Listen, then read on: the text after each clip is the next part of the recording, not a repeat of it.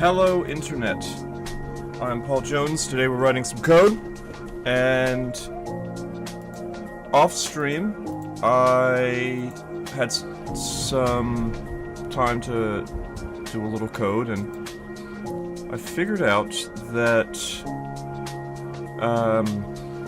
the bug that I think was causing the deep copy crash was because of, in my data layer, I believe it was in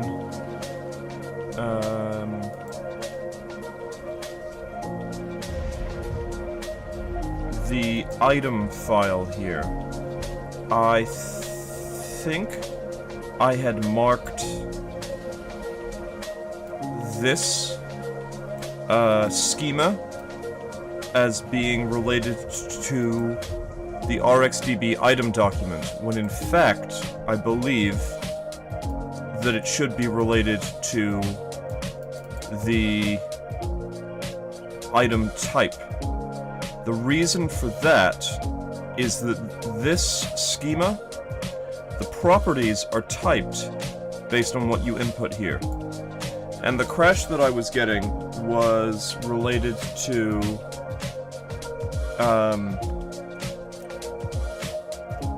RxDB being unable to serialize or deserialize, I guess both, a function, which wouldn't make any sense because the item type that I thought I was storing doesn't have any functions.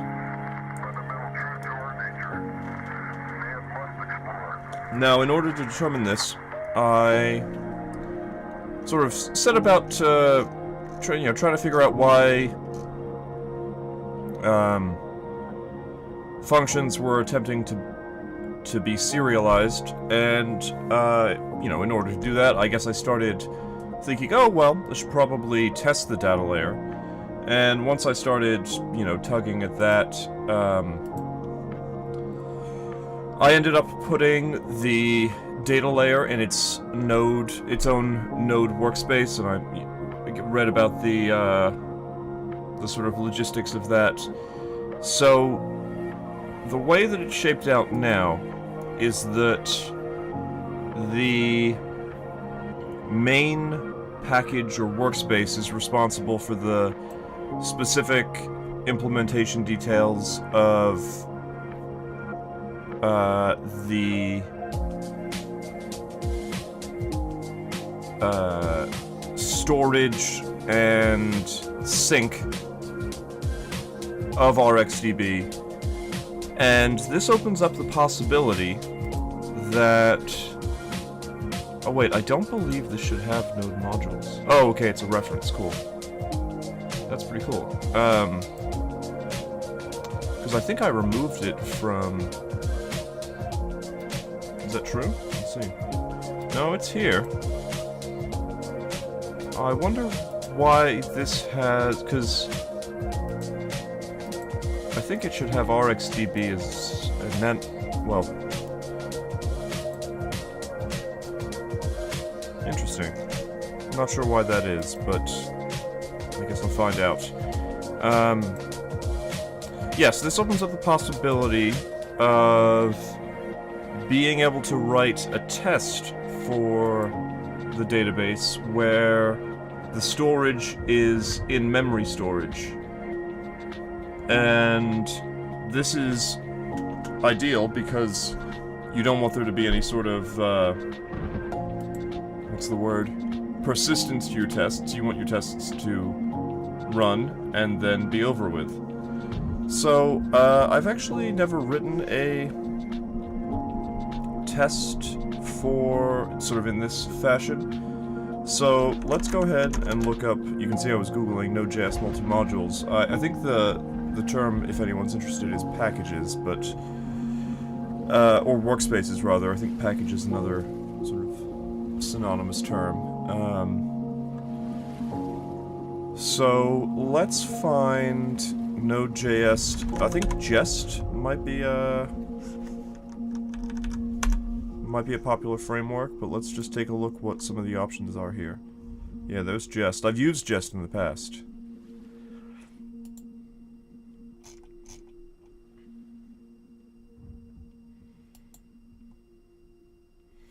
Okay, given that I've used Jest in the past, and it appears that,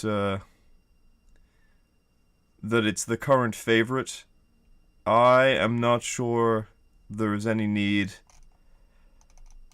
Let's see.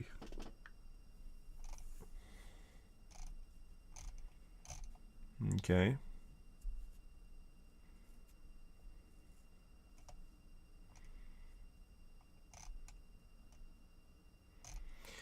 Let's see if we can figure out how to use Jest. I've used it before, and I've been happy with it, so if it's still a popular choice, let's figure out how to use it.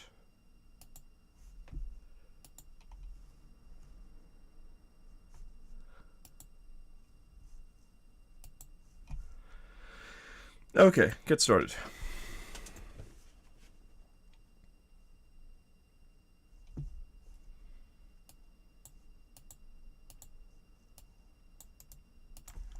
It seems fair enough. Don't know where my music has gone.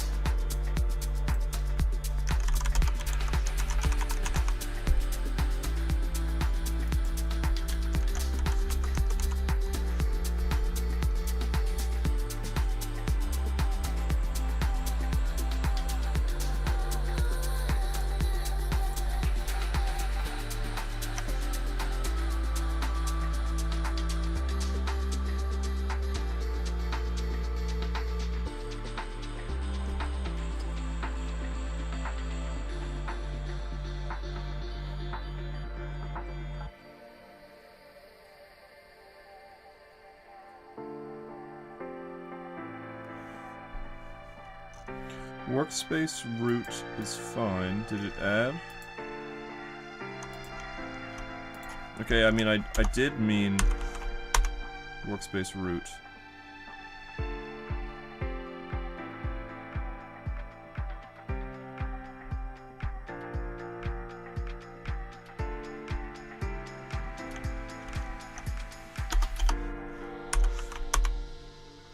So I could see writing tests for some other parts of the code, but... Oh, what happened here? That's probably related to, not having the latest NVM for some reason. Or the latest version of Node. Let's see if that fixes things.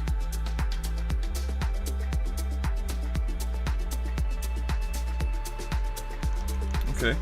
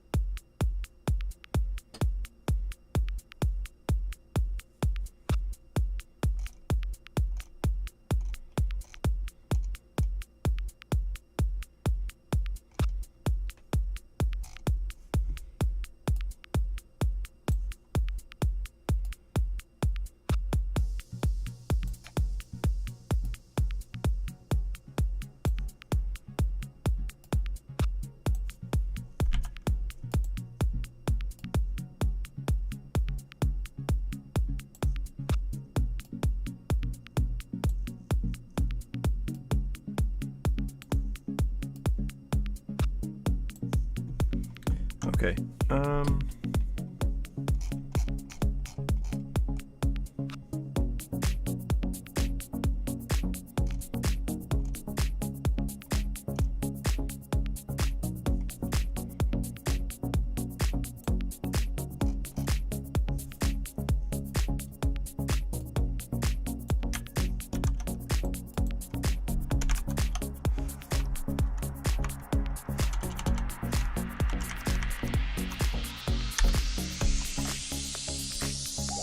Let's see. So theoretically, I have a test file here.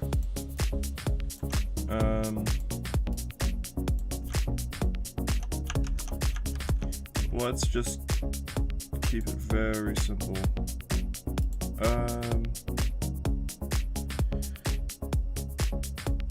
Yes, that is necessary. So it wants types, because I said it was type, which is fair enough. Yarn add types / jest.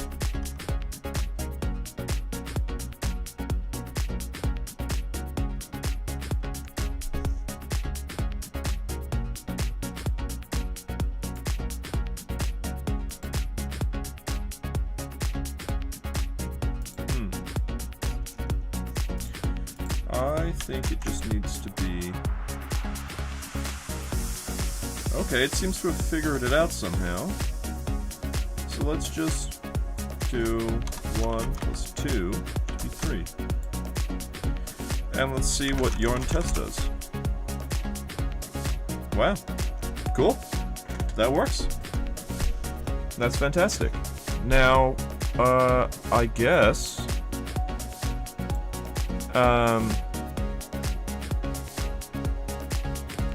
that the next step would be to find a way to configure the database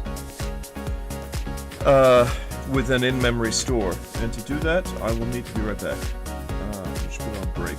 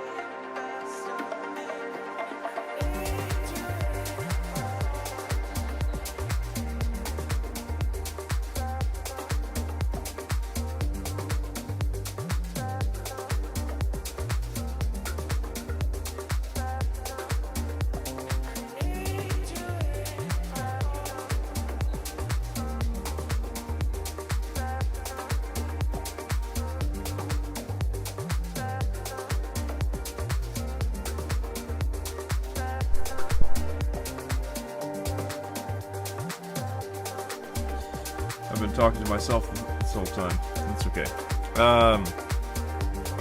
Probably for the best. So...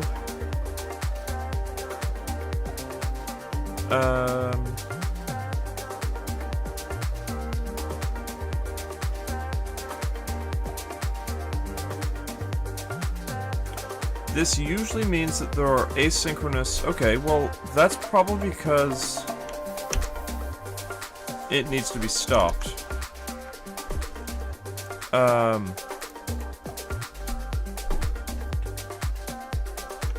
So if I do database,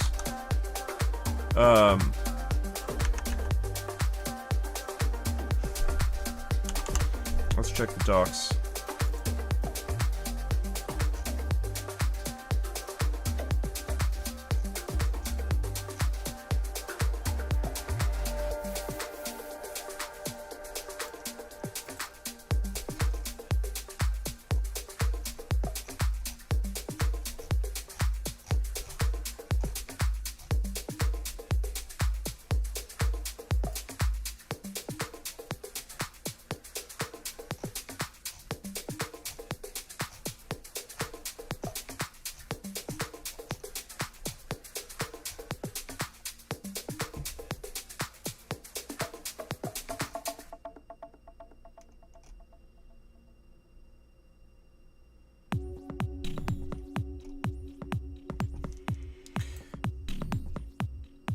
Okay, so it should be a matter of destroy.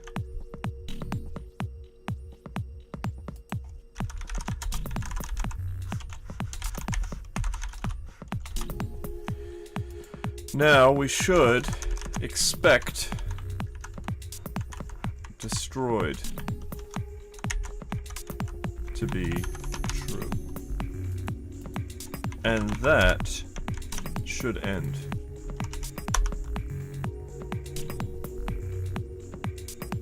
Very cool. That works. Now, that allows us to do some interesting things. So, as I said, I've now made nutrition info a reference on item, and it's now its own entity. So what I need to do is in the database declare a new collection. Oops.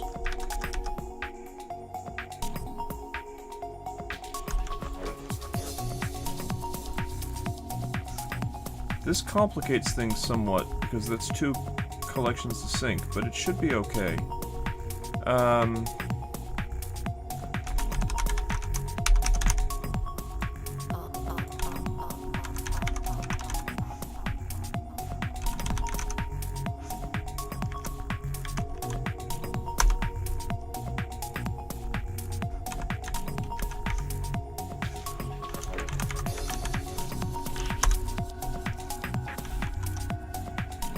Okay. So I think that's all that's necessary to add my new schema. Now,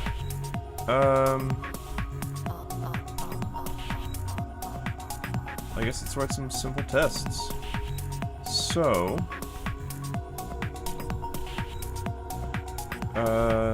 database, collections. So it currently has item.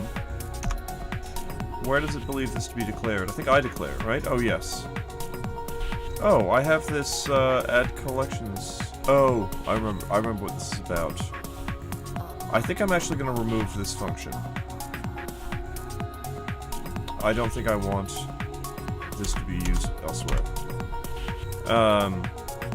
So now we'll do nutrition info. RxDB nutrition info collection. And this leads me to believe that, in fact, this is almost, not a file worth having, so we'll just delete this.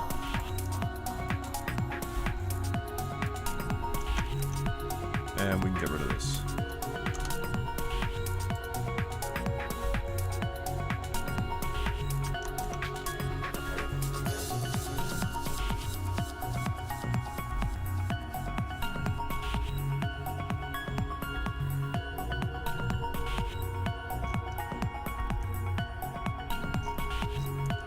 Okay.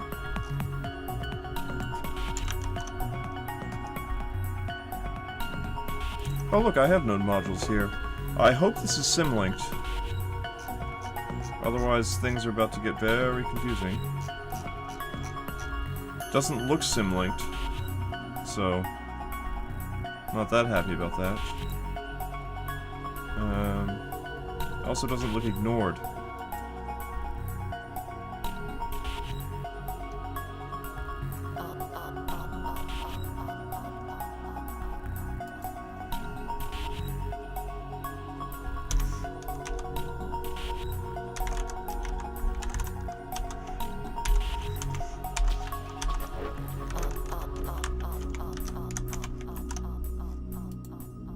There we go.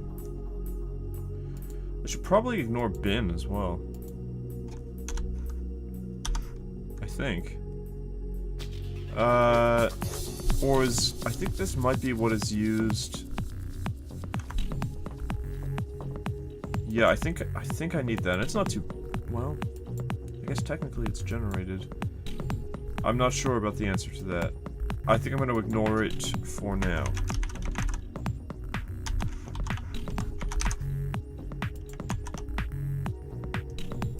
Yeah, so just source.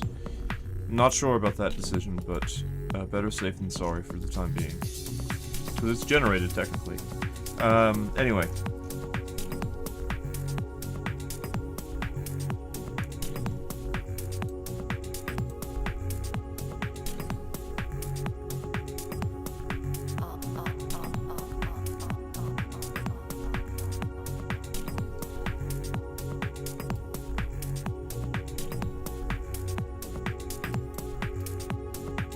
Okay, so database.collections. Okay, we have both of them. So now can we... I think it's upsert, right? Upsert. And it wants a JSON item document. So... Let me think about this now. So I'm gonna want ways in order to...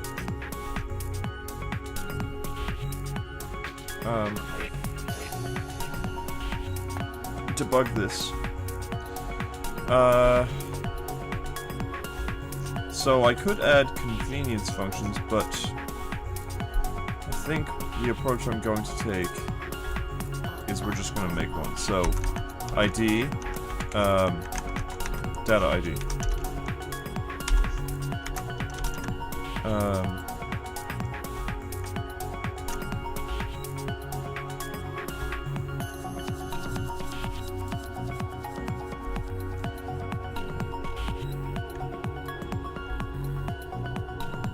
Date.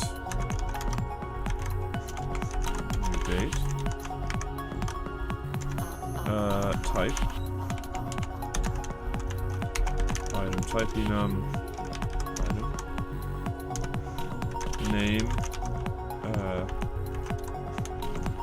Test item.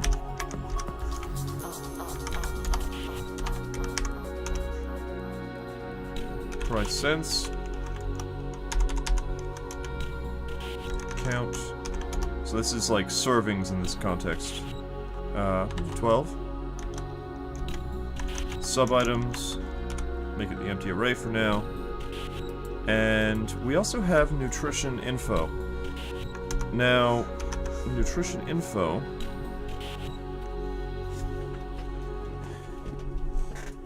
is supposed to be a ref. So I wonder if I give nutrition info its own, like if I upsert it here, what's it complain about here?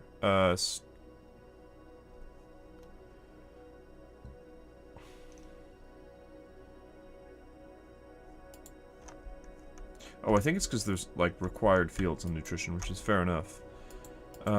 Let's just see what happens. So this is why I wanted the test framework. Because I don't know how it's supposed to behave.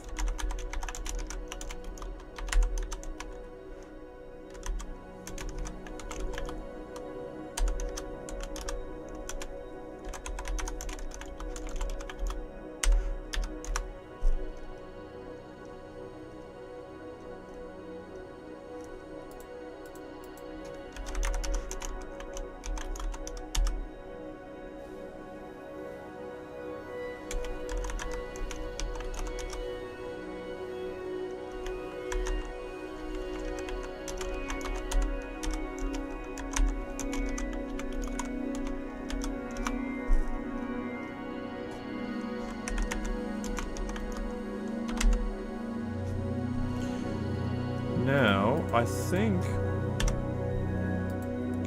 that's everything, as far as I'm aware, that nutrition info needs. Oh, I guess I missed fibergrams. Fibergrams is after carbohydrates. Fibergrams. Okay. So...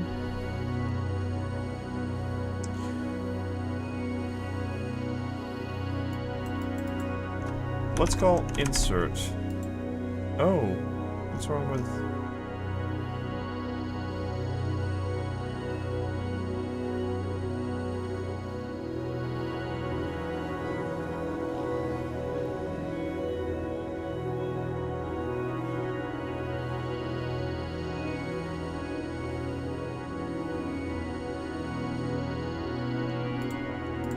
I'll go with upsert, because I don't know anything about that. What does it return? Okay, so theoretically this returns an item. So const item. Await. And, let's just console.log item. I think I need to find a better way to do that, but let's just see what happens.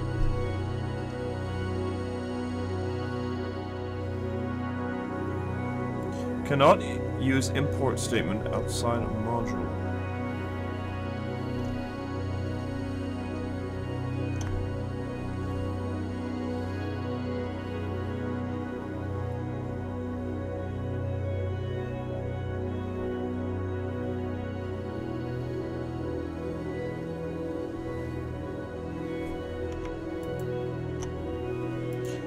Now, it's possible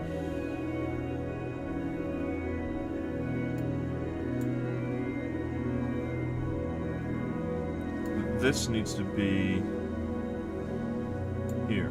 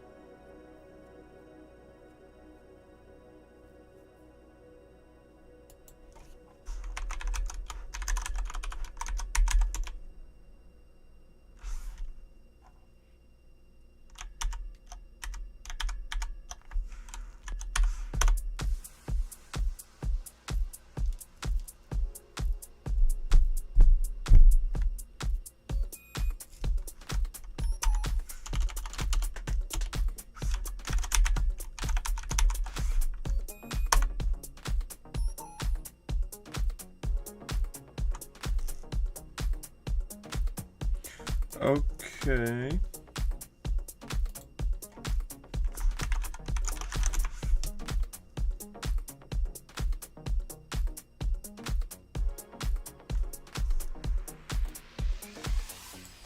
I don't know.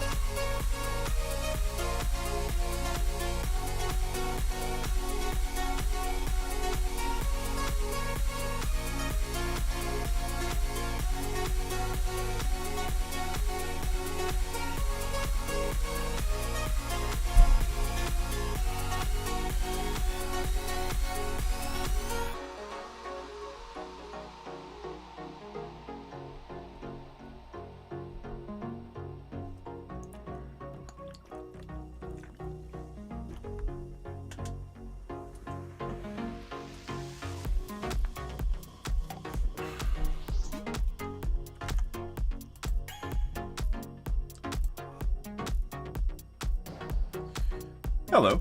So, what am I trying to fix now? So I've moved the database code to its own package because I had a bug on deep copy that was resulting in a crash, and I want to be able to test its behavior in isolation. I think in the process of refactoring it into its own package, I actually discovered why it was crashing. As in, that's like the analogous to the you know, you've lost your keys and you've looked everywhere and you can't find them, and it's like, well, what do you do to find your keys when you've done that? It's like, well, you have to clean your room or clean your house or whatever it is, and in the process of cleaning, you're invariably going to find those keys. So I was in the process of cleaning, and I invariably found what I think the bug is, but I'm now committed to cleaning. So even though I think I've got it, I'm trying to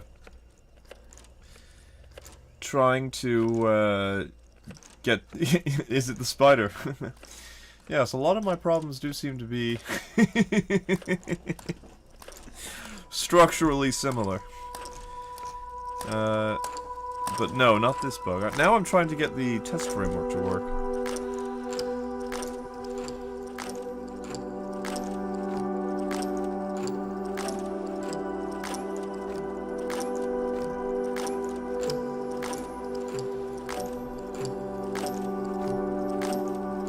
So I think the issue here... Oh, wait a minute. Ah, yes. Oh no, it's here.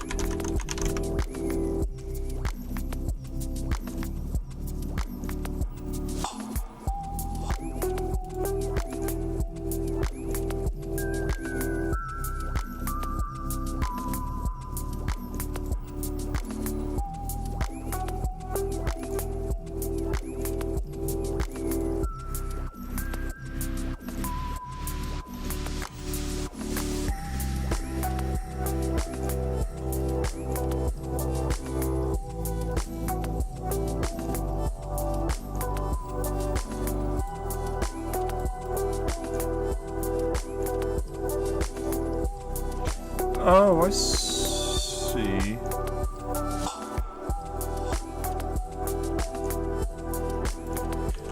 So, I actually don't understand why it is that I can import the database but not this data ID. Like, this seems identical.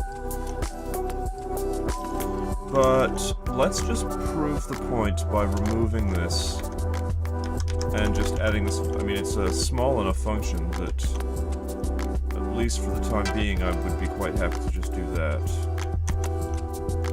while I figure out what's going on. So let's do yarn test.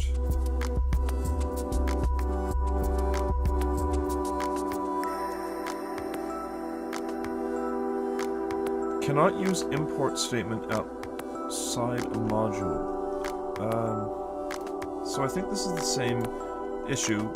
Let's remove nano ID, and let's just have it return that. And let's just see if it runs. Interesting, so that runs. And not only that, but it successfully creates a document. Now, I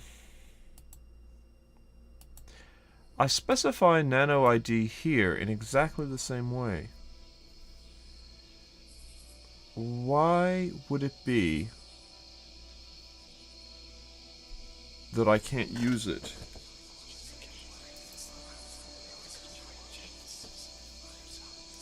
I don't know. I will be right back.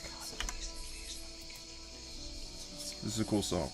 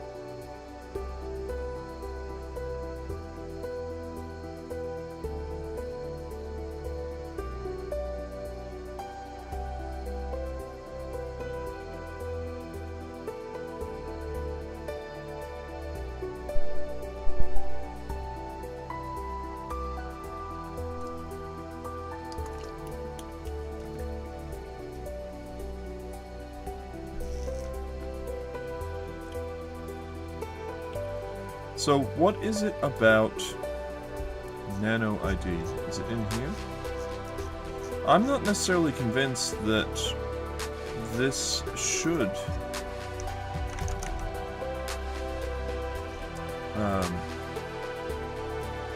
So there's Nano ID. But should, I can't remember now.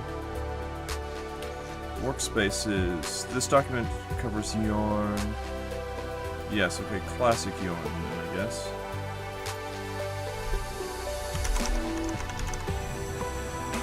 No. Documentation, please.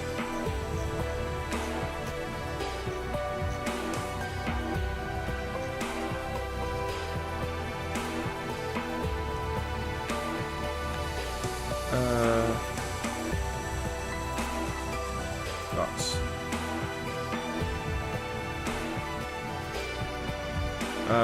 Workspace.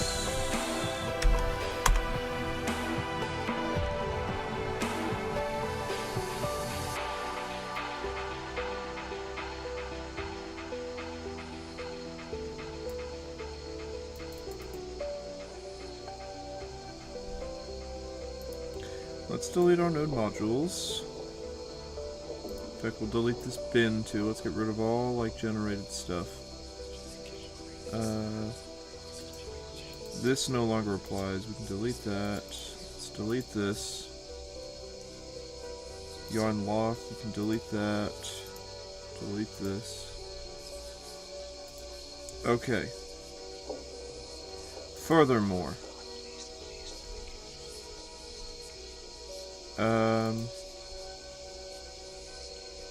we're gonna take jest and move it into here. Okay, so it's already there. Good. Babel, preset TypeScript.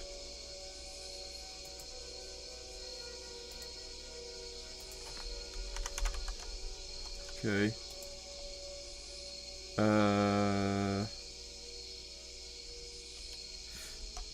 This doesn't need to be there.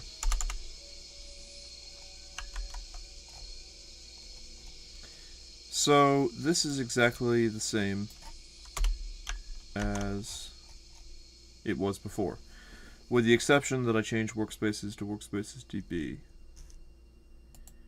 And maybe, to avoid confusion... Oh, wait a second here. Well, there's part of the problem. There should be packages. So...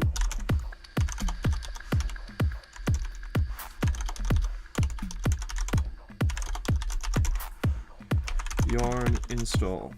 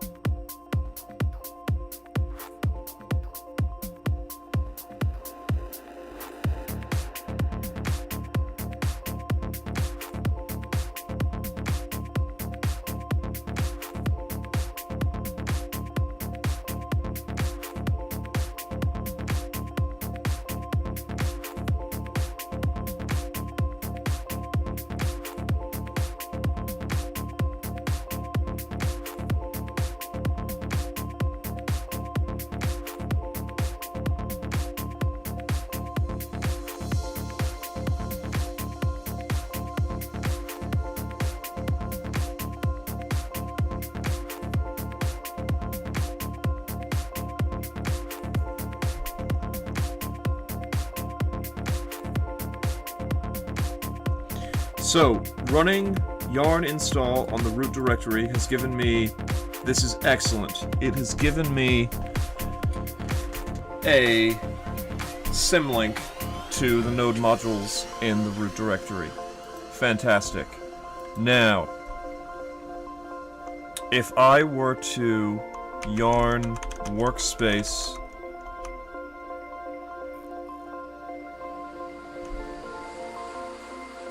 It must be packages /db. Is it, I guess, test? Would that work? Unknown workspace packages db. Okay.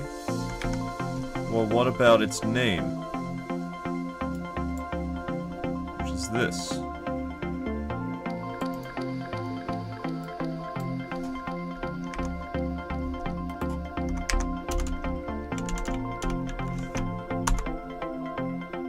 That works. That's fantastic. Now, we're getting some errors that are actually useful. Cannot find name test. Did you mean to install type definitions for a test runner?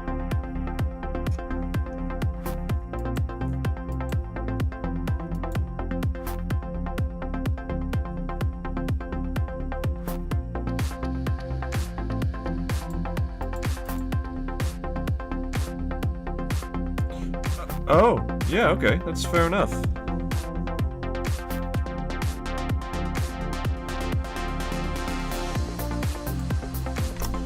So, if I do add --dev for, I mean, I don't think the order matters, but at types jest dev.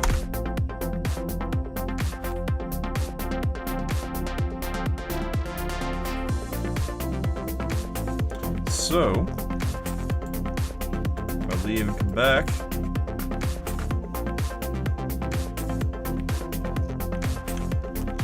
I don't save. Types jest. Okay, if I go to my test file,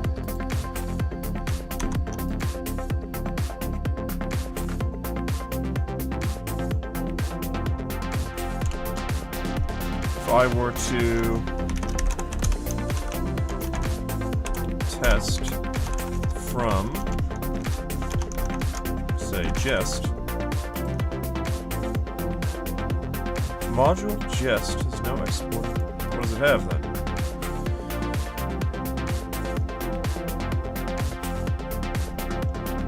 Oh.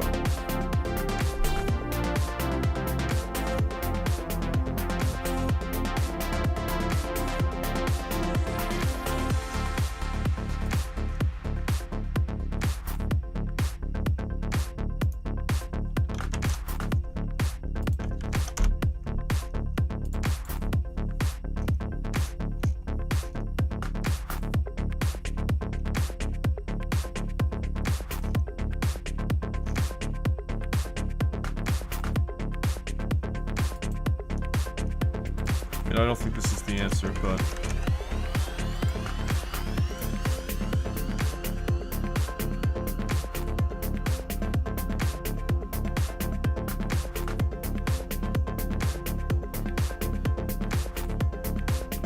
no, that is not the answer.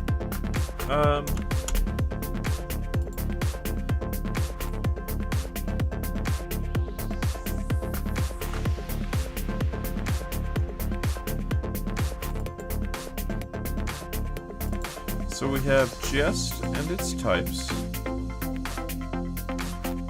We have ts jest.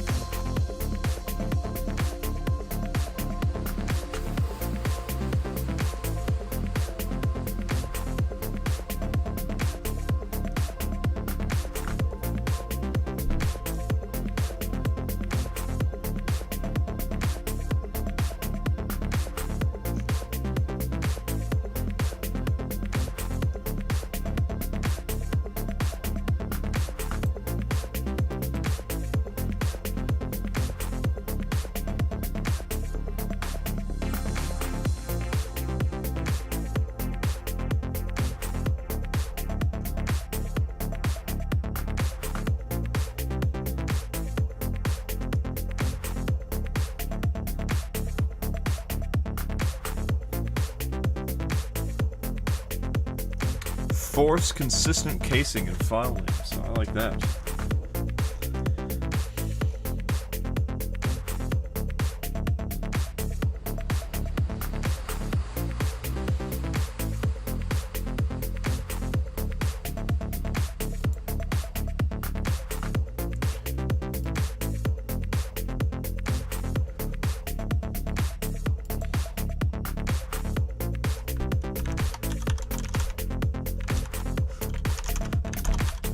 Oh.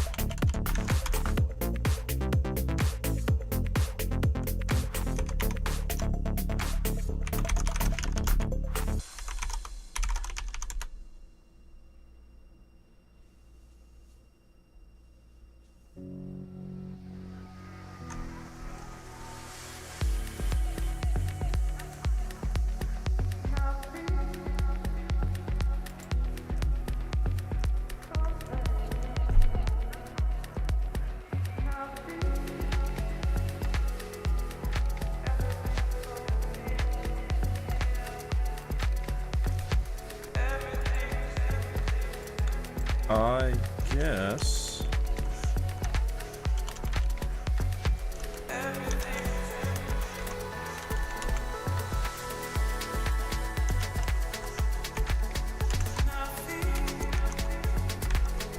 Specify type package names to be included without being referenced in a source file.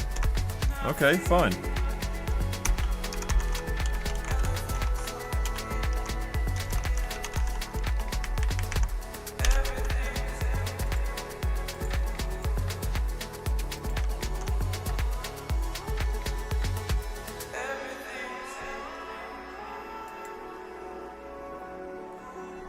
Aha. Oh. I could have swore I came over here. And then it goes green.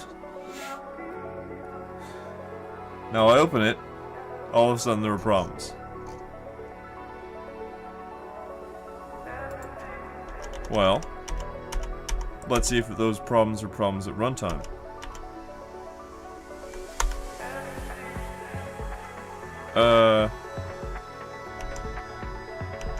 I could have swore we fixed this. Oh.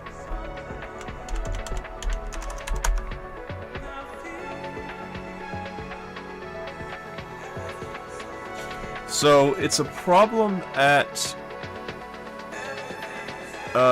what would that be? It's a problem at quote-unquote type check time, but it is not a problem at runtime. Now, I don't want to live with this. I would like it if this went away.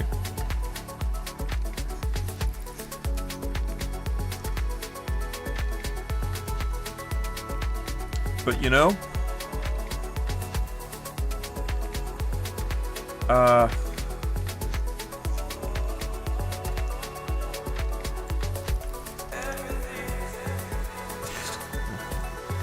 Okay.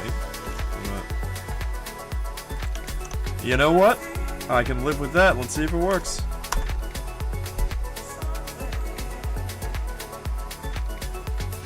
No. Cannot import type declaration file. Consider importing jest. Okay.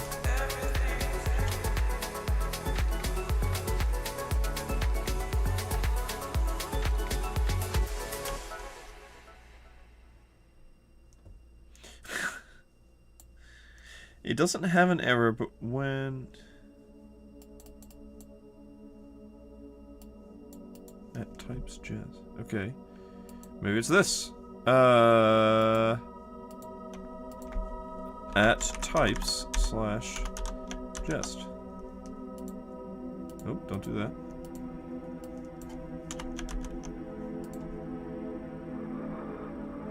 I'm also going to try closing it and opening it.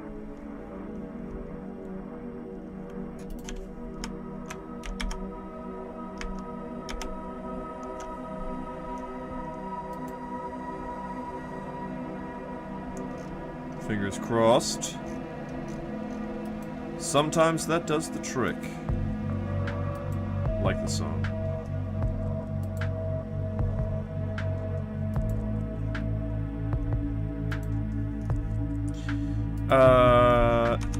NVM use LTS yarn workspace nutrition planner DB test, and we're all clear. Now, what about data ID? Because it strikes me that this should be fine. Oh, and I think the last time it wasn't working was because of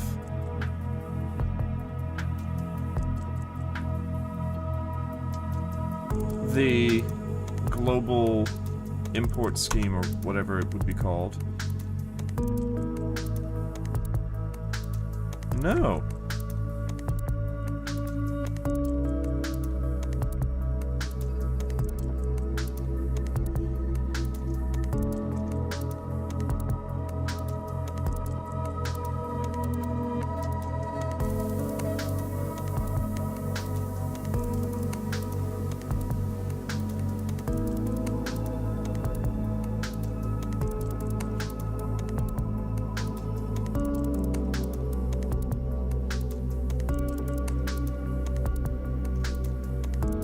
Okay, I think this does apply to me. If you have some of your node module files transformed,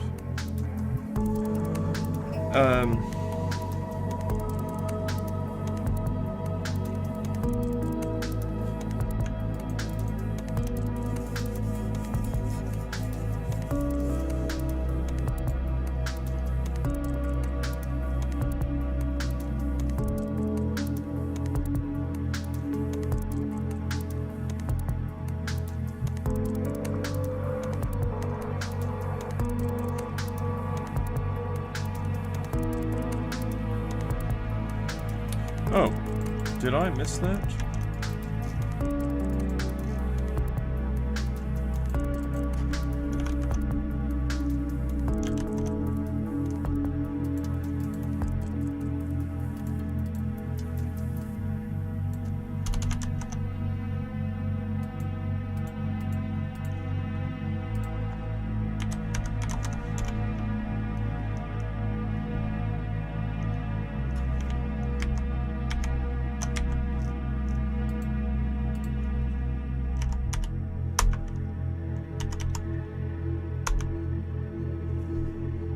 That does appear to fix the issue.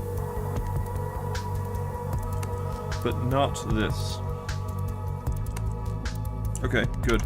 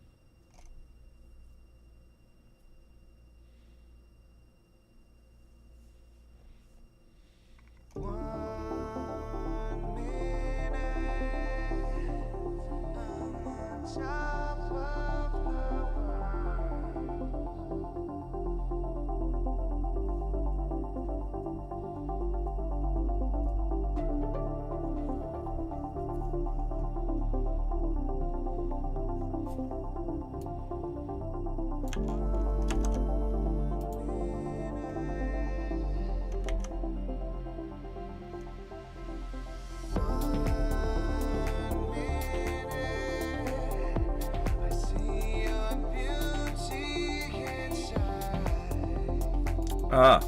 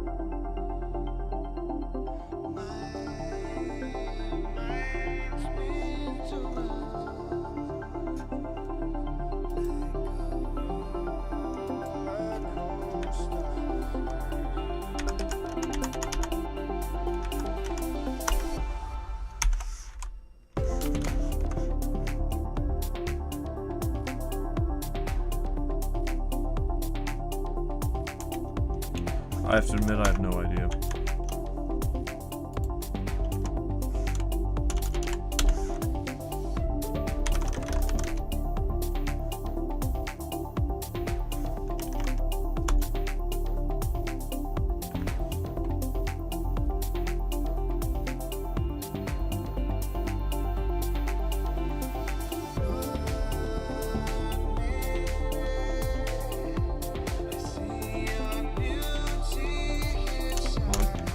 That.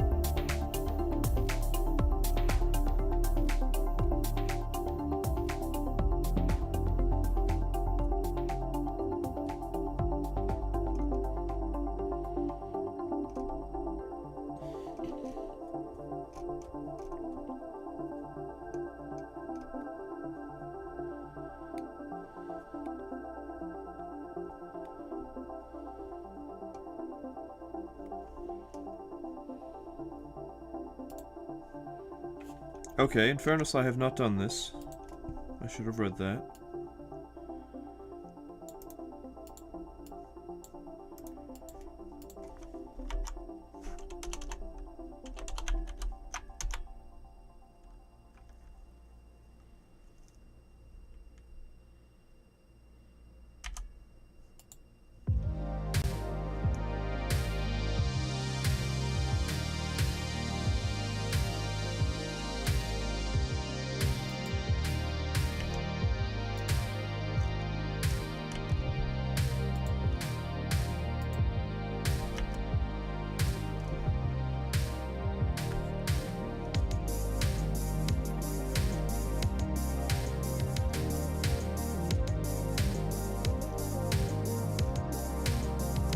Okay, well, I don't think that will change anything, but I'm happy to try.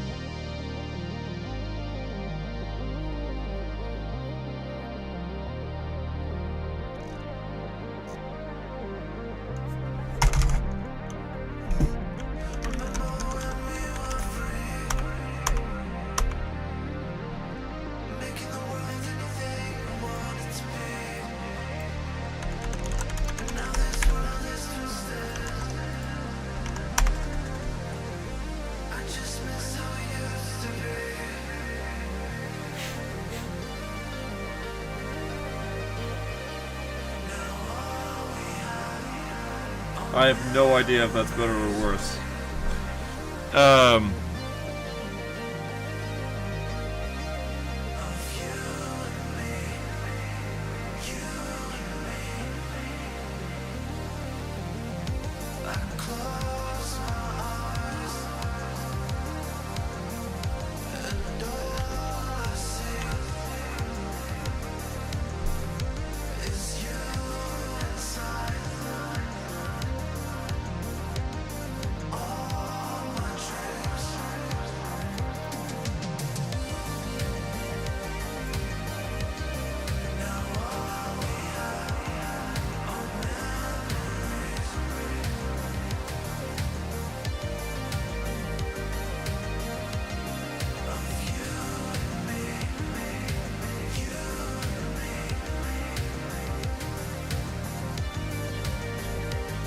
Fine.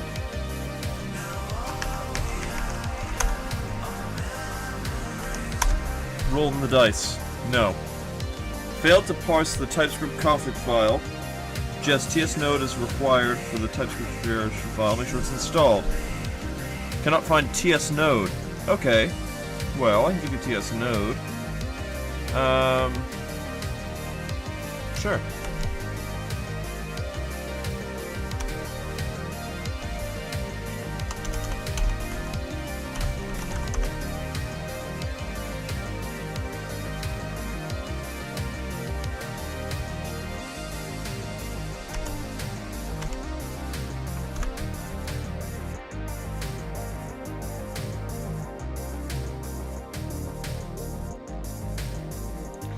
I am failing in increasingly sophisticated ways.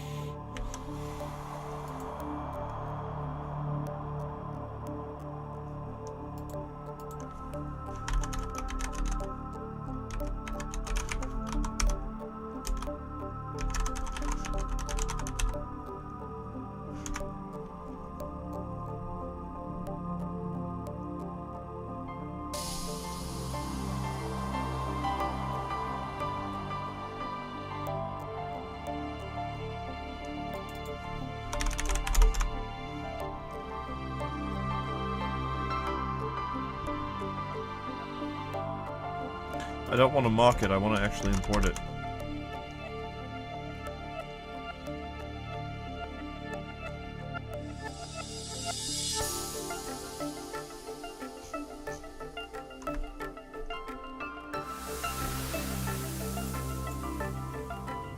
This seems to make sense.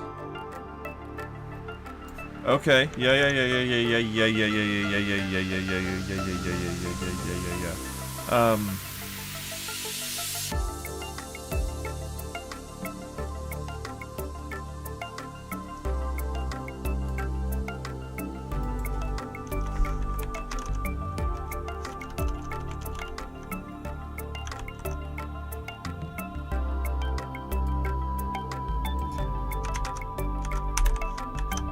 I don't know that this is going to work, but we will find out.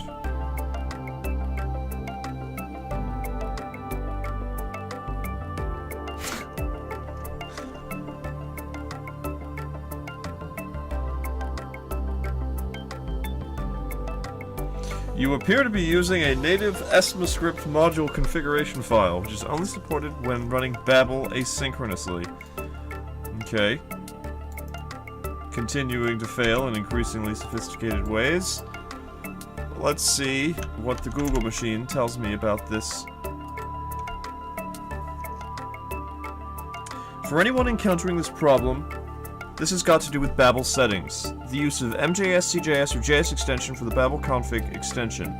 In my case, where I was running LTE node, I needed this configuration at the root of my directory.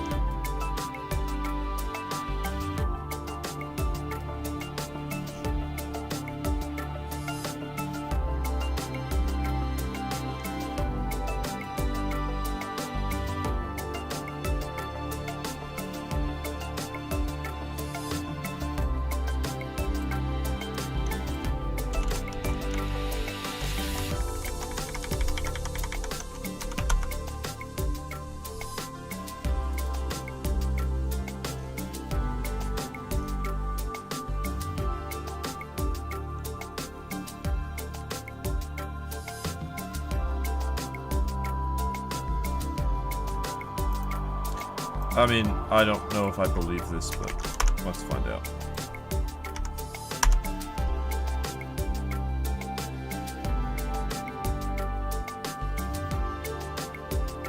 Hey! I have no idea why that works, but it does. And for the purposes of my test suite, that is enough.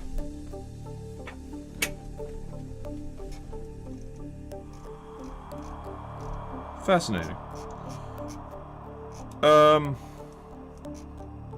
Yeah, so let's like now let's actually use the test now. So what I would expect to be true when I upsert this was I would expect await item, or sorry, no.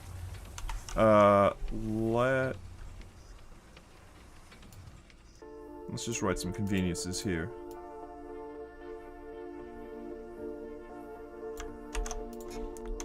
Const item collection. What's that? Const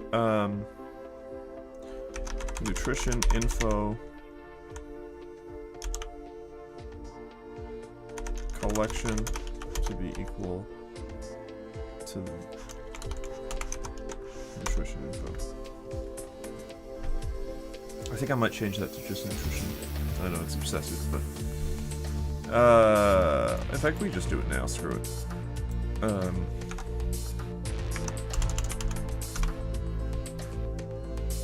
Yeah, I've already done it here, that's good.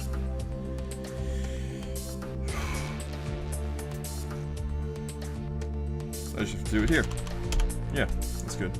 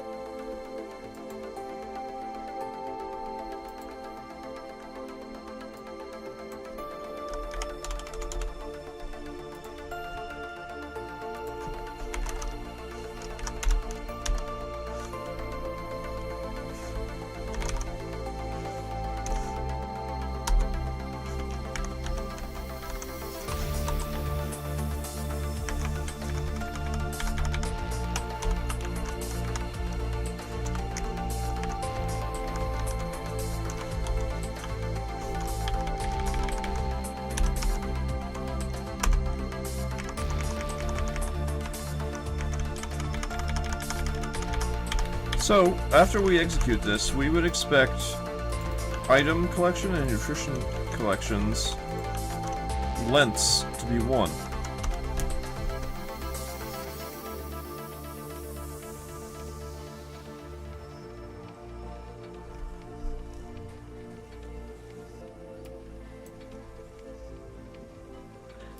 Aha. So, this is making me think that despite my desire to... Well, let's just take a look at the RxDB docs on...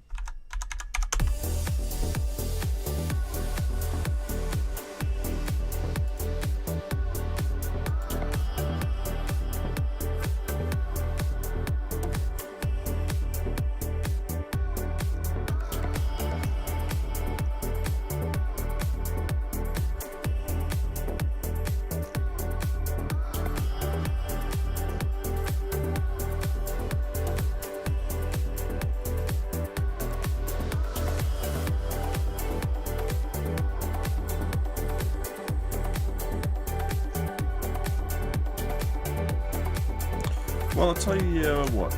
Let's...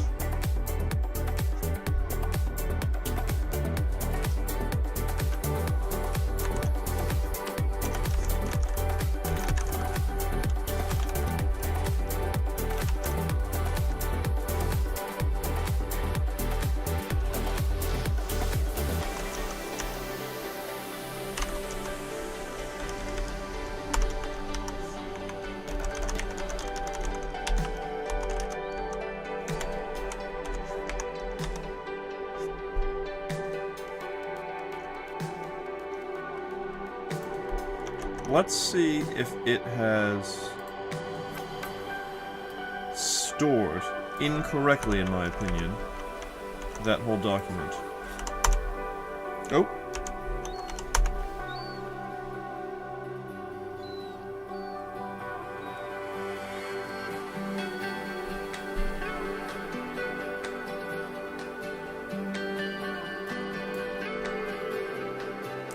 So it has.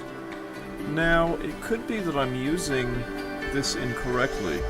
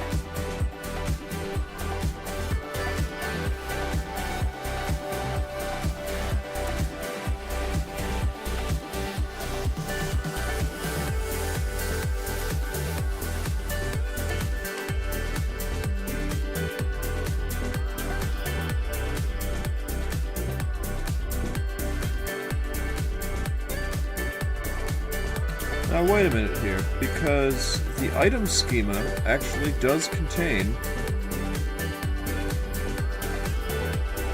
the nutrition info schema, so it's actually possible that I'm mistaken and that this is not necessary.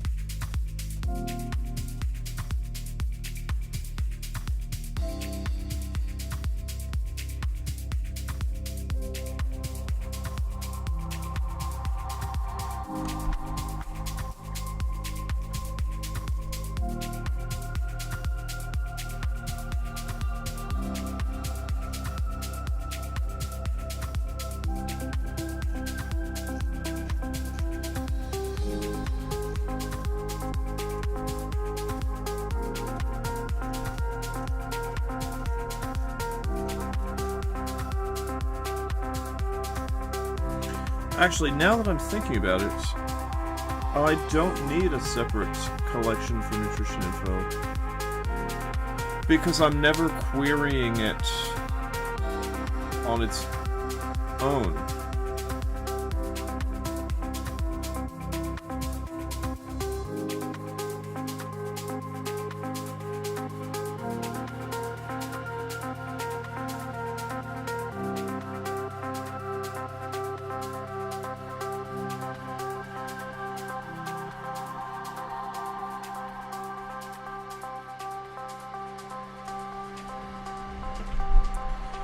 But that makes me think that there's no point in having it at all unless sub-items is a characteristic of nutrition info.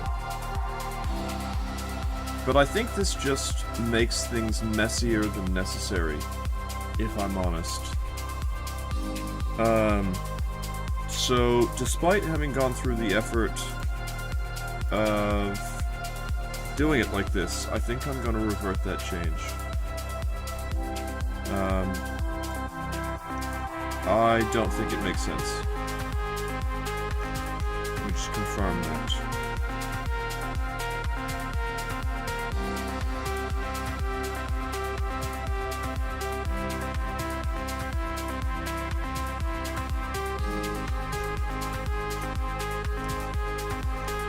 Yeah, especially because the...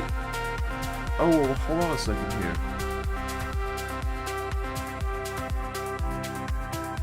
One of the reasons for doing this was that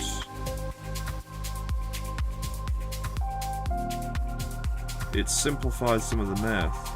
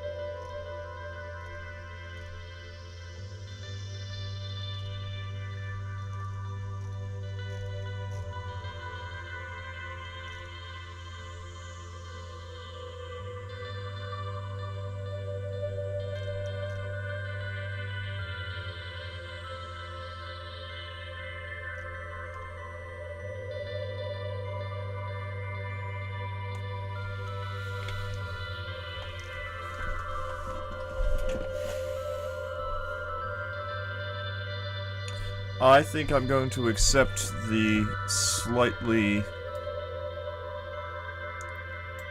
more complicated math in return for the simplicity of one data type. Oh, that's the wrong place. This has to go here. That should be valid. Yep.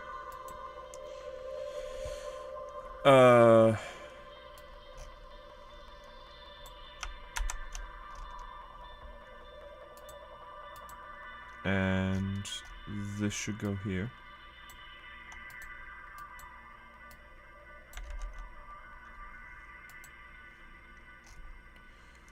And I will temporarily take these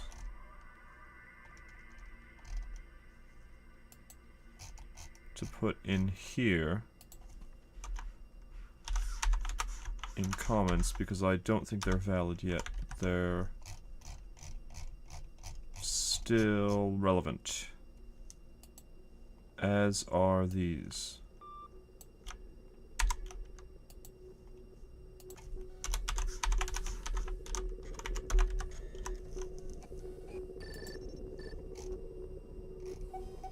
Okay, don't need this anymore.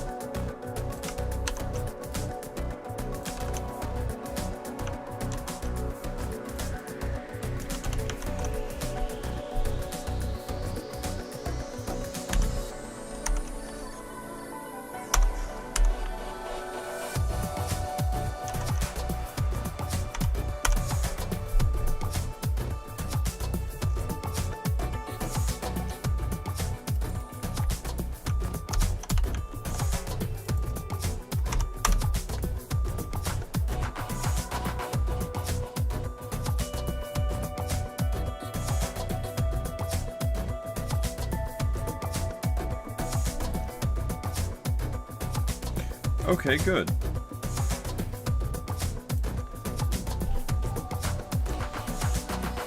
Now, this gives me the opportunity to test some stuff that, I always found a hard time testing at, sort of within the app. So let's do item 01 ID equal to this. And then let's create a couple of these. We'll do 2, 3, 4. Let me think about this. I think just 3 items should be fine. So we'll 0 index and we'll go to 2. So ID of this one will be item 0.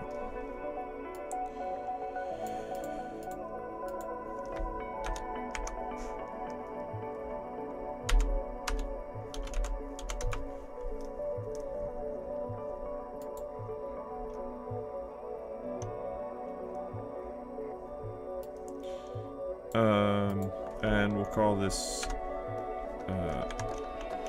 found items. And we shall do this again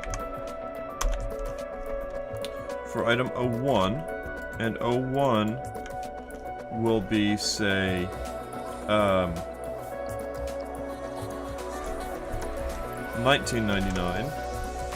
We'll have 6 servings, and all of these instances of 10 will be made 20. And then we shall redo that for item 2. But this will be a group, which means that it's necessary that so groups have no inherent price, and let's give it, say, a count of 10, and groups should have no inherent nutritional properties. And given that it can be undefined, I think that means that it should be valid to do this, which is true. And it shouldn't have a price either. Good. Now, sub-items. item ID, item 00 ID, count, say, 8.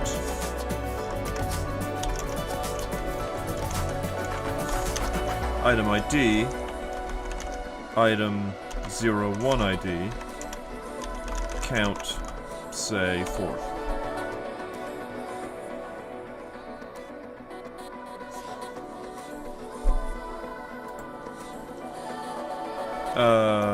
So this is test item 00.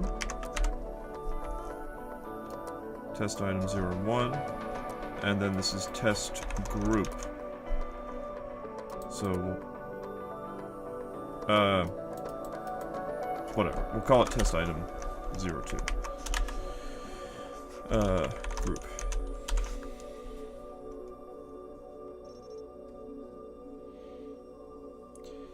So, with that done, let's find one whose ID is item 02 ID. Is that what I called it? That is what I called it.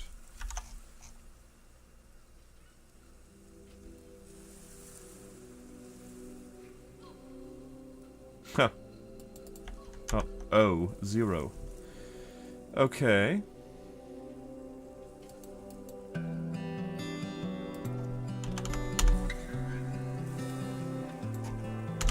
And let's take a look at its JSON.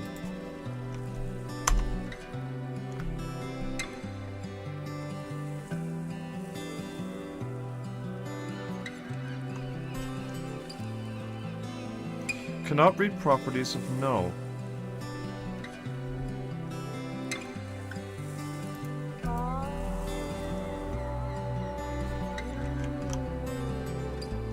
Ah. Item 2 ID. Item 1 ID.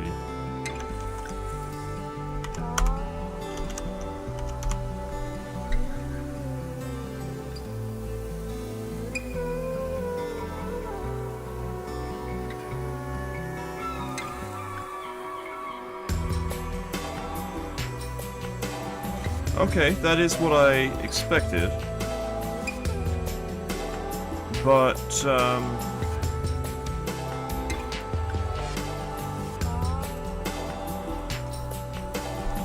let's experiment with it now, because I would have thought that, say, sub-items at 0...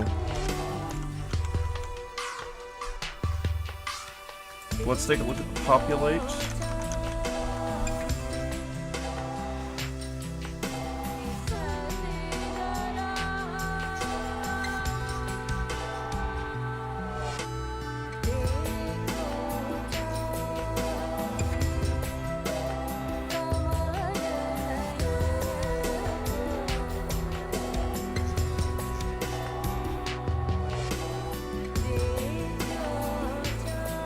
So this never existed for me, firstly.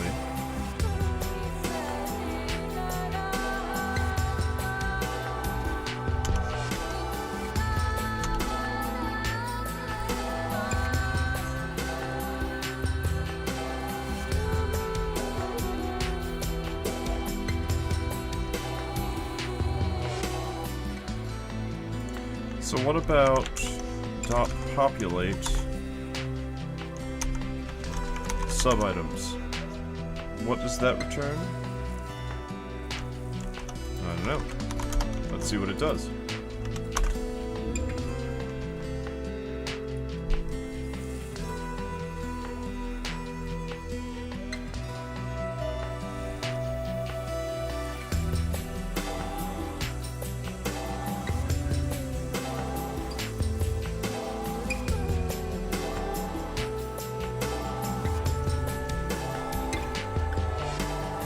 Gosh, I'm terrible. Data B. Database.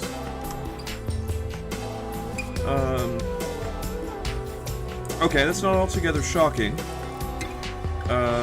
Let's give it an object class. So sub-items dots. Well, dot zero dot item ID. Sometimes it's expressed like that.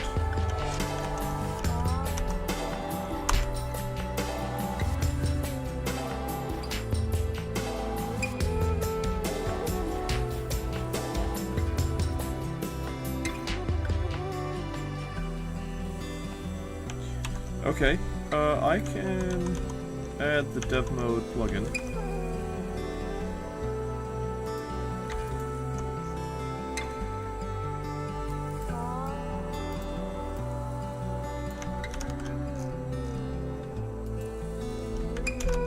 Oh, not there.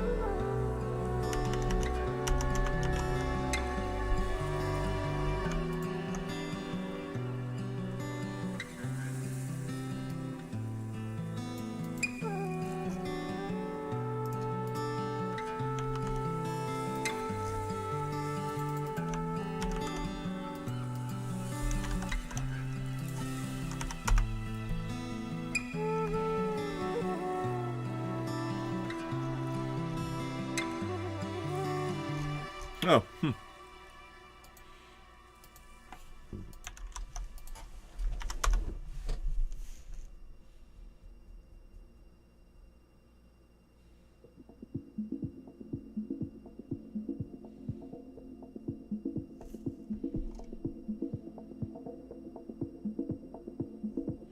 Cannot populate because path has no ref. Okay, fair enough.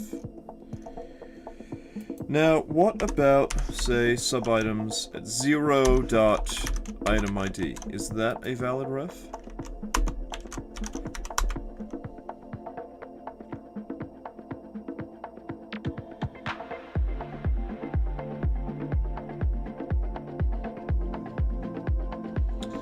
It appears to be a valid ref.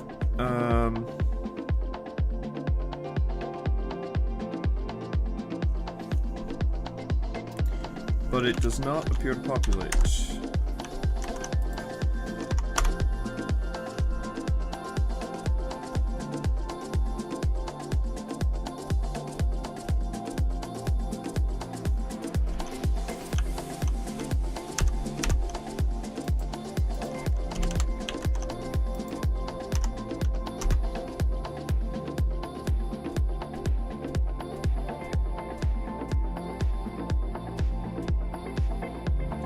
That also doesn't work.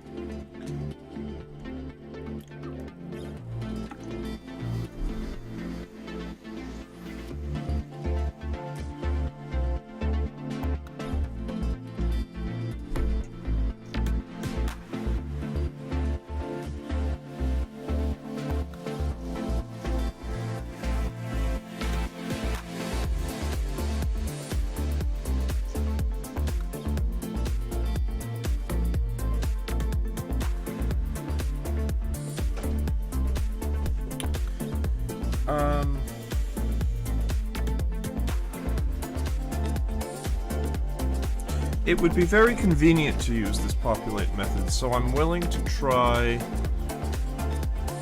Let me think now. So, if this approach is fair game...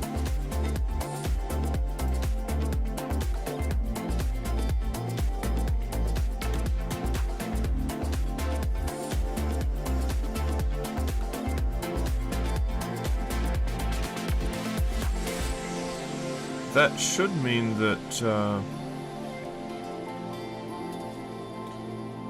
type array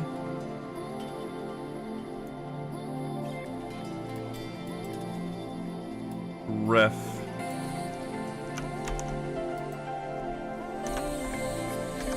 say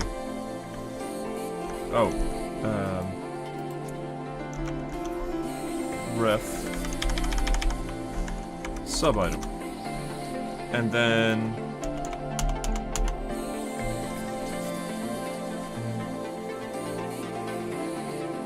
items type string.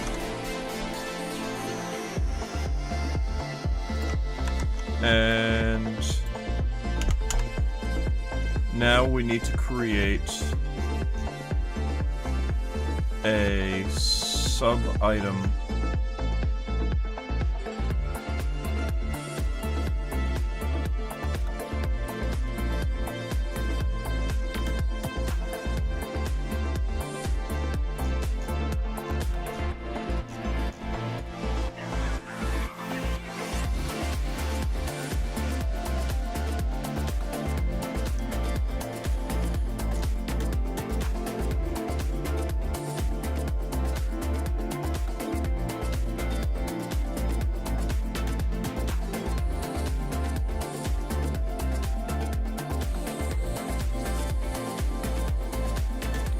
No, I don't think this will do. Because I don't want to create another collection. So, I have to do it this way. Which is fine.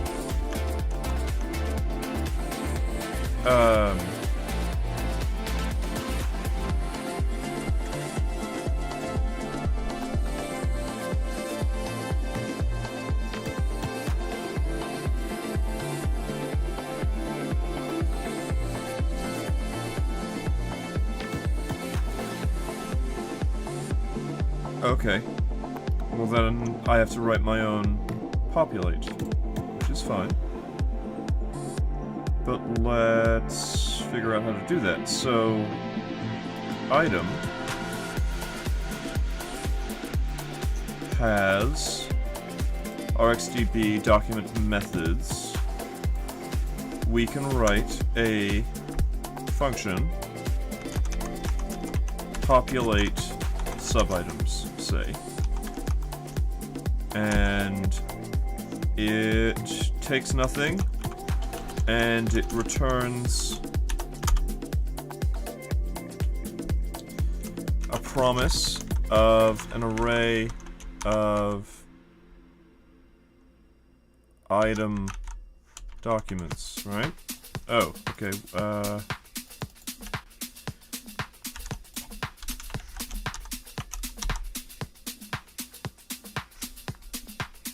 right. Which would mean I could come down here and I could write a populate sub-items, which is an async function with this type. And it has this, which is item document. I always forget how this goes. Really? Is that true? Yes, I did mean that. Yeah, one of the most frustrating things. Yes, I did mean that. And now it's just not returning, right? Yes, okay. So, const sub-items equal this. Well. This. If this dot sub-items equals undefined or this dot sub-items dot length is equal to 0, then return the empty array. Else,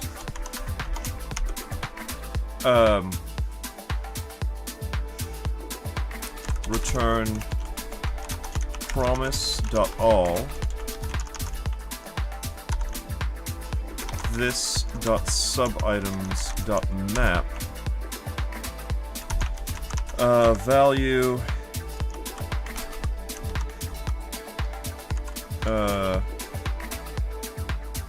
await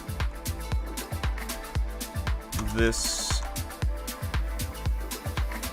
dot collection. Oh, wait a minute here. I can probably do one better. this dot collection dot find by IDs. This dot subitems dot map value dot ID item ID.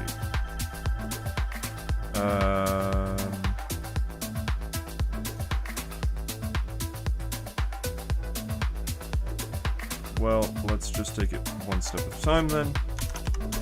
Const item IDs is equal to that. What is this? I'm happy to make it the empty array. And I'm also going to fail if item ID... Yeah, well... You really shouldn't call populate subitems with something without an ID, so... I'm happy to do that. Item IDs. Find by IDs dot... Is it... What is this? Const found by IDs is equal to what is this? It's a promise of right. I do find that a little annoying. Like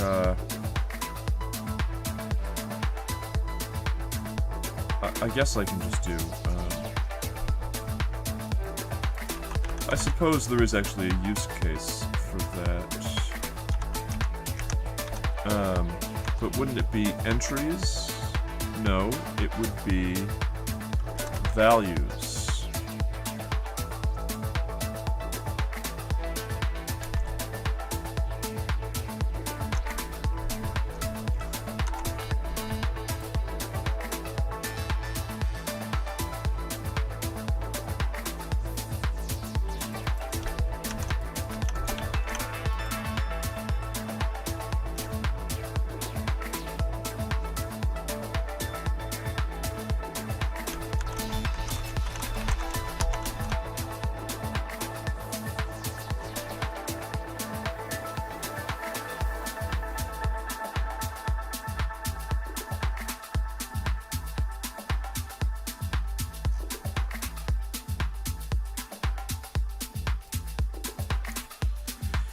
I find this a little confusing, if I'm honest. So you're saying that it's a document of that shape. Well, I guess let's look at the documentation.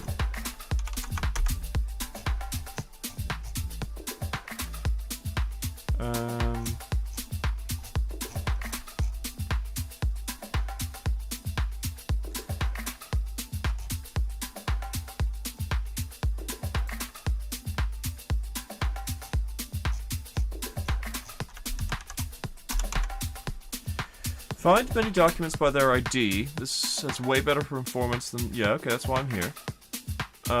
Returns a map where the primary key of the document is mapped to the document. Documents that do not exist or are deleted will not be inside of the map. Okay.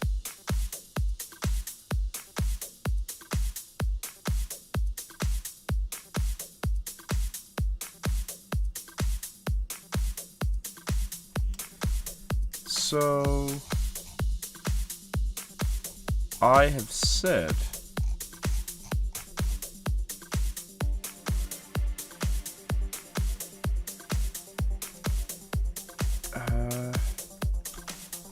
it really should be of that type.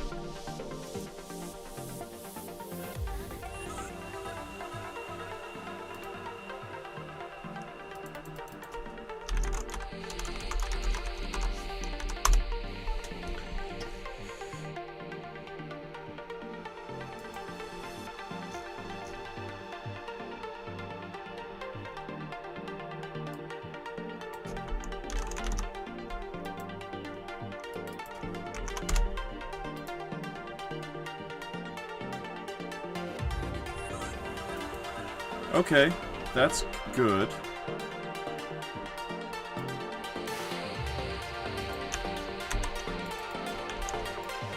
It seems as though this were just some sort of misunderstanding about how to initialize an array.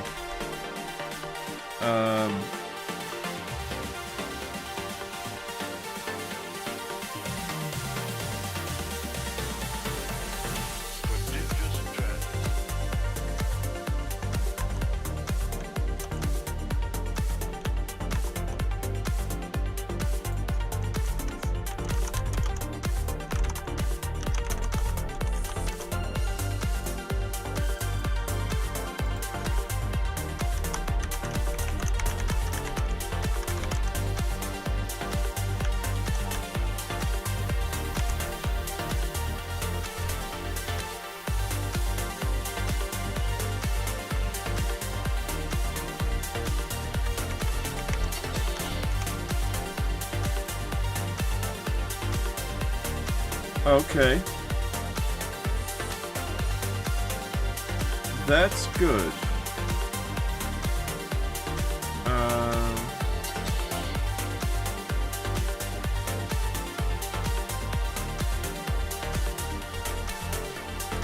This is more of a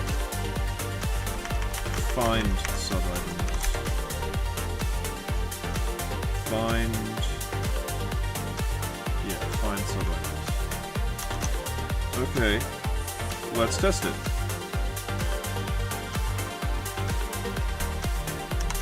Find sub-items.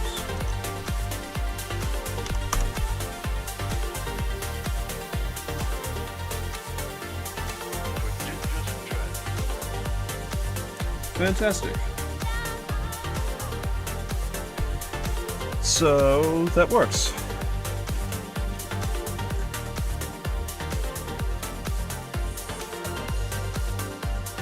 Now let's make things a bit more complicated.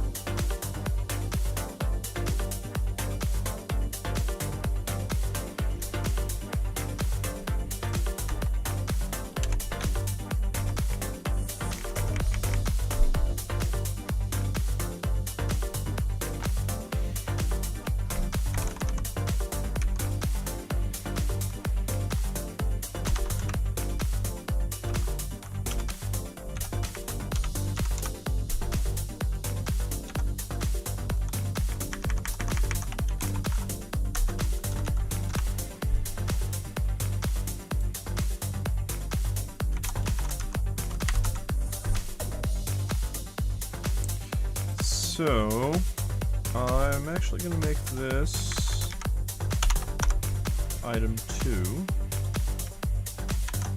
for entirely sort of lazy convenience reasons.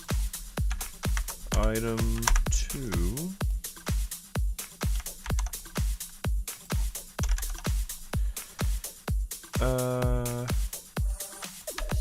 because I'm going to make all of these values 1.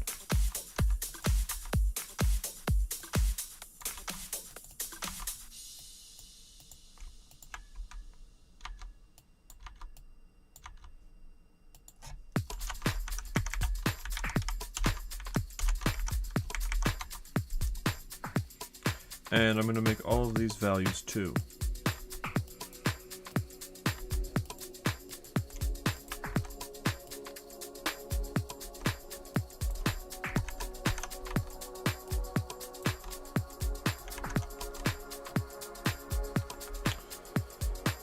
Now, oh my god, I can't take these ads.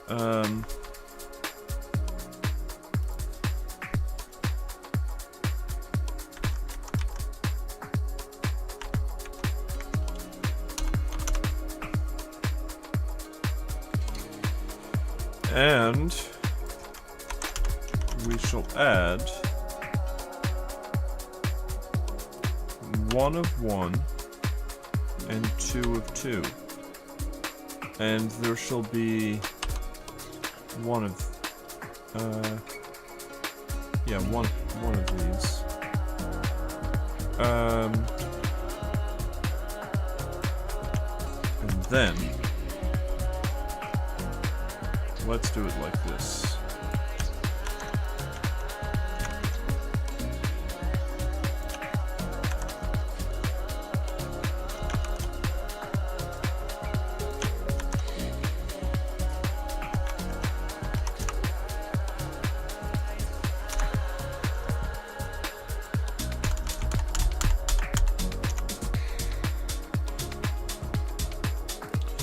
Create another one. Let's create group 02, which I'll also leave as 1 count.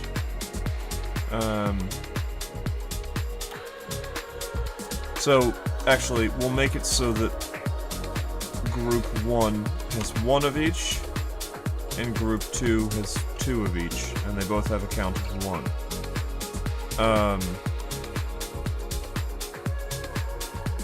And then, for the sake of it, we'll create a test plan 1.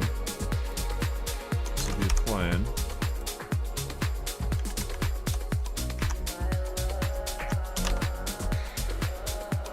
Oh.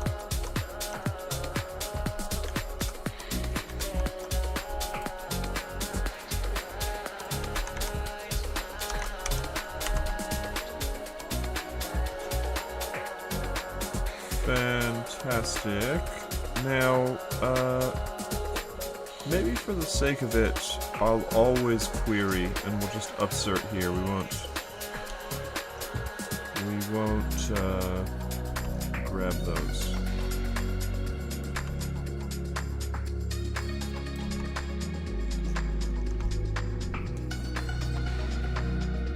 So if it has 1 of 1, this should have a value of 1, and if it has 1 of 2, it should have a value of 2, which means that overall it should have a value of 3. This should have a value of 2, and this should have a value of 4, meaning that overall it should have a value of 6. To make things... oh, let's see. Maybe to make things slightly more interesting, I'll give this a count of 2, so that this has a value of 1.5. And I'll give this a count of 4, so that this has a... oh, that gives it the same value, doesn't it? If I give it a count of 3, that gives us a value of 2. Okay. Oh, right. So, for sake of argument, group 2 ID, group 1 ID. So, to keep things simple, I will just make this 1. Yeah. So, that means we have a value of 2 and a value of 1.5. So, this is 1.5, this is 2. Right? Yeah. Which means that this should have a value of 3.5. That is, I think, the minimum viable test. Or, I forget what that notion is called. I think it's the smallest unit by which you can express everything that this is intended to. Now,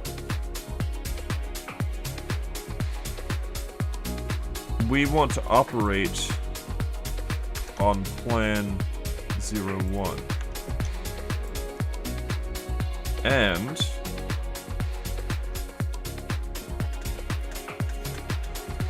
it's almost as though we want like a sub-item tree.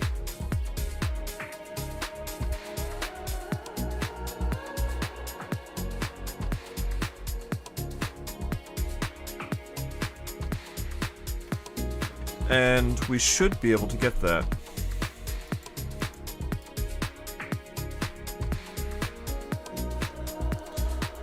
So, sub-item tree should be something like,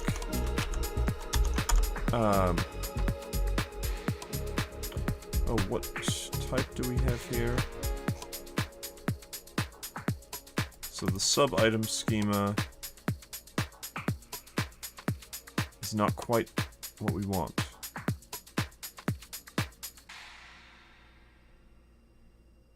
So this... Oh, well, hold on a second here.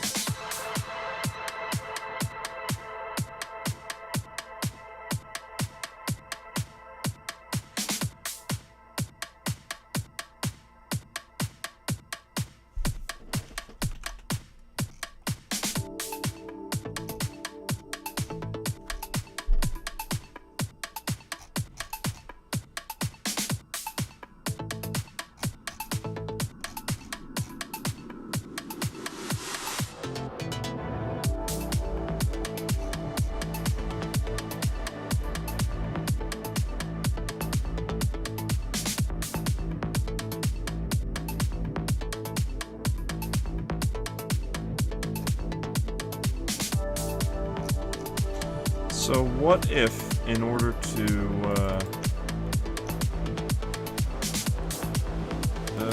let's just bring this into the other file.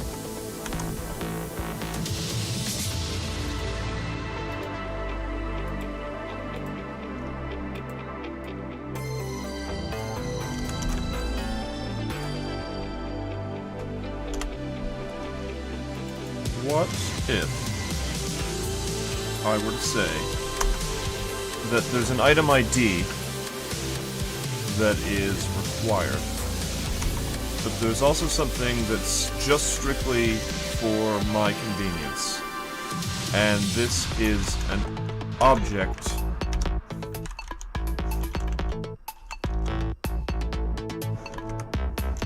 how is this done again?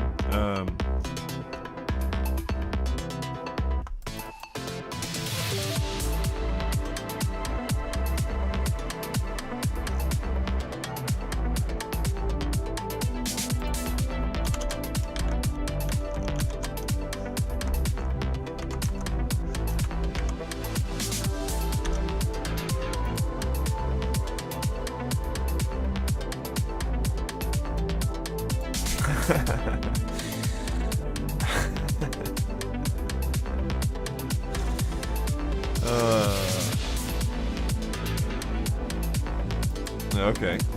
Well.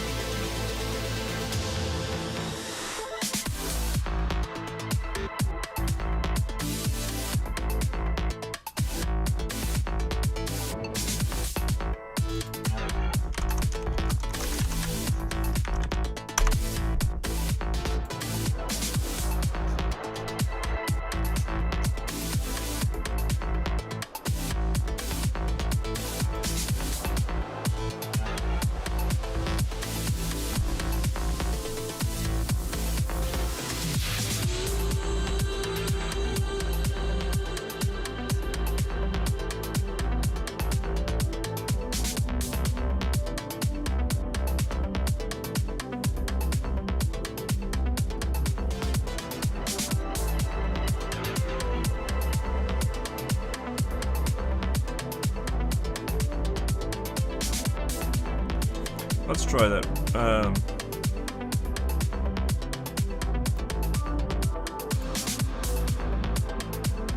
No.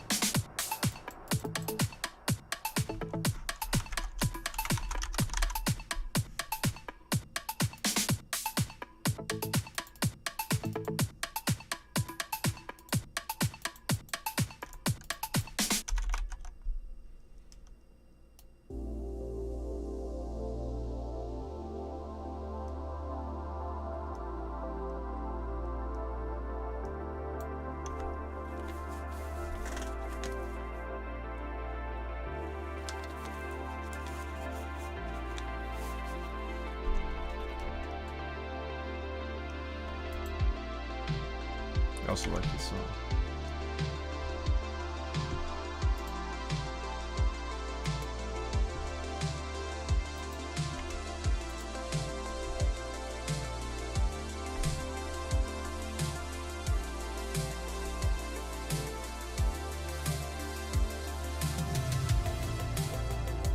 They don't know that my heart is trying to scream and shout, 'cause they don't ever wanna listen. You're breaking me down, but my heart is broken enough to know that they never wanna fix it. I've given enough to let our worlds collide. I'm giving it up, I'm giving Okay, I did this before. This is gonna be a little risky, but be the first one to show me love. in fact, as a safeguard, we'll copy all of this. Enough is enough when you fight for a life to live and they try to take you out. I will never let me down. Enough is enough when they saw all you had to give and they try to take you out. Okay, you passed the schema. Mountain a shield that will take your force. Now you know I'm stronger now. Enough is enough when you fight for a life to live and they try to take you out. I'm overcomplicating it. It's just this. So,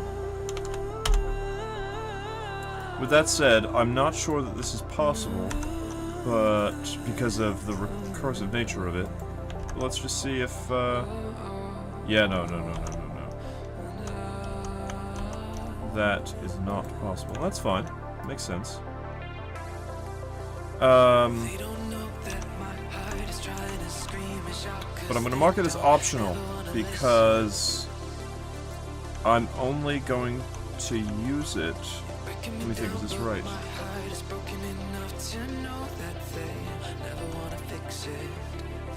I'm not sure that this is right, but we'll see if it works.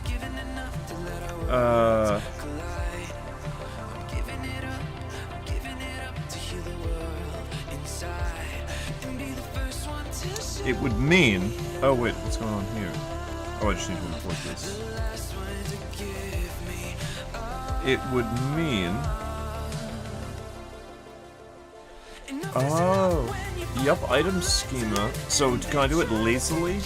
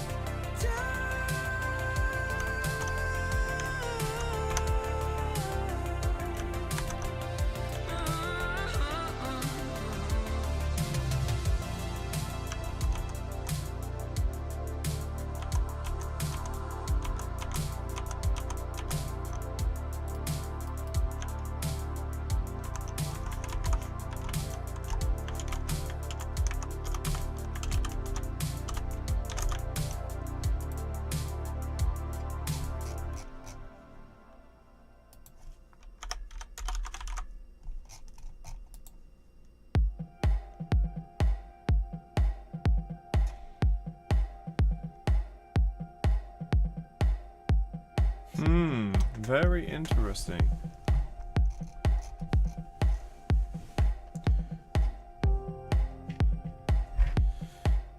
So, maybe this is not the approach to go.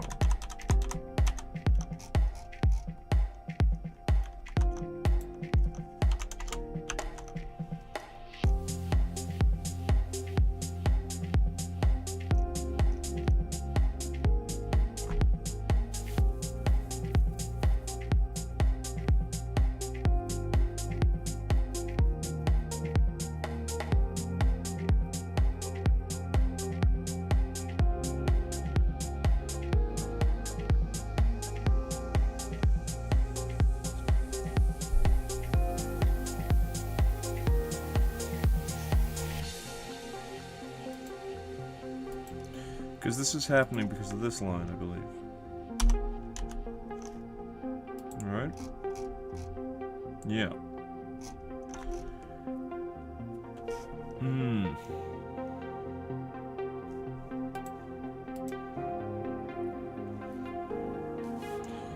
That would mean...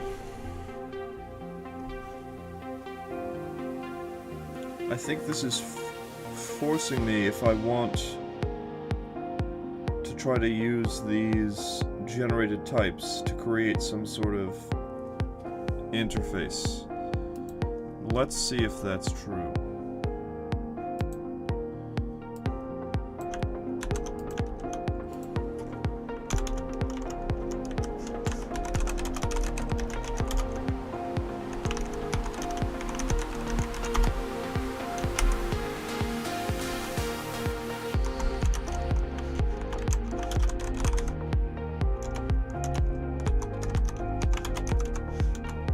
Come to that.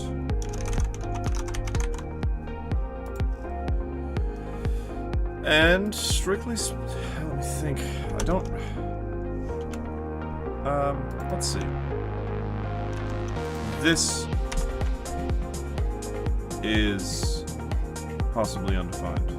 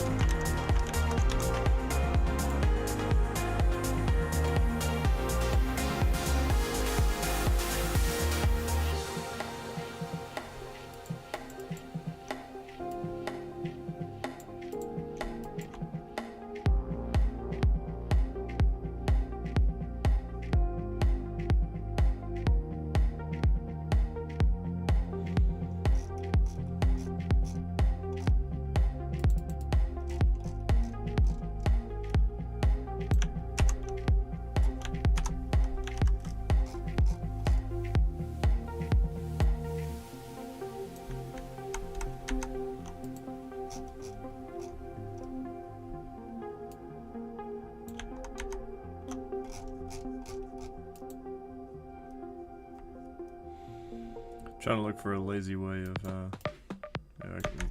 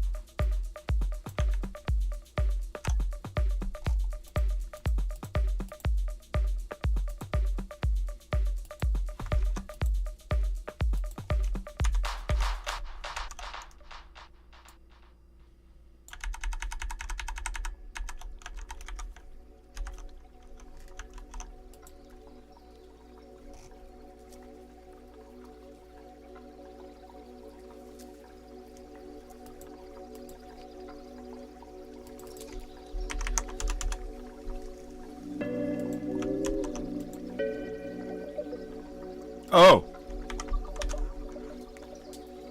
No, that's correct.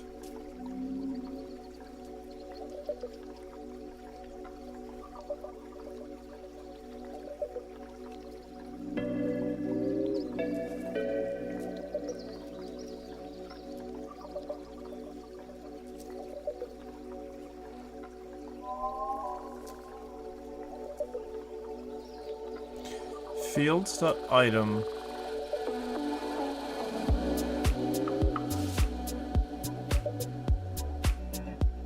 So the problem was with this, right?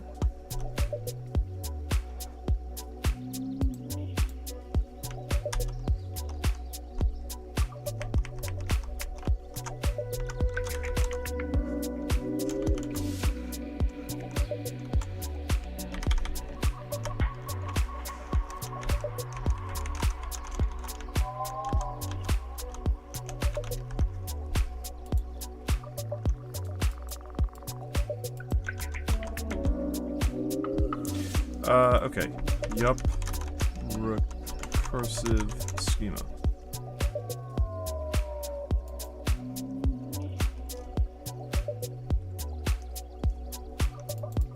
Okay, how about lazy?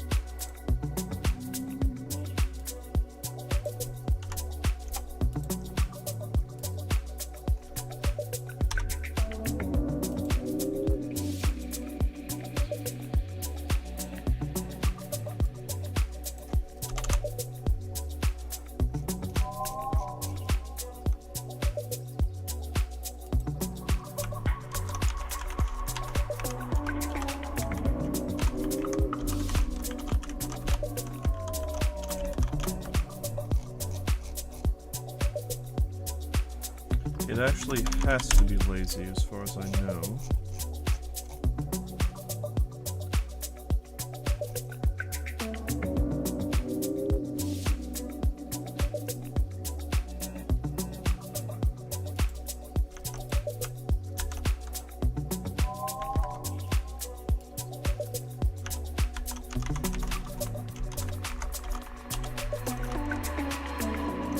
Okay, cool. Now, I believe that this technically makes... Let's see what happens. Implicitly has any type. Right. So then, if I add an explicit type...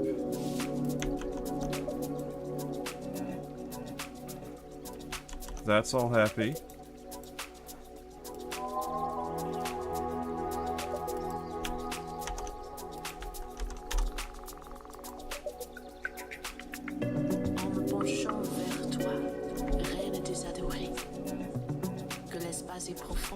Really? Cœur est puissant. Tu te rappelleras la beauté des caresses, la douceur du foyer et le charme des soirs. La nuit s'épaississait ainsi qu'une cloison, et mes yeux dans le noir devinaient tes prunelles. Et je buvais ton souffle en douceur.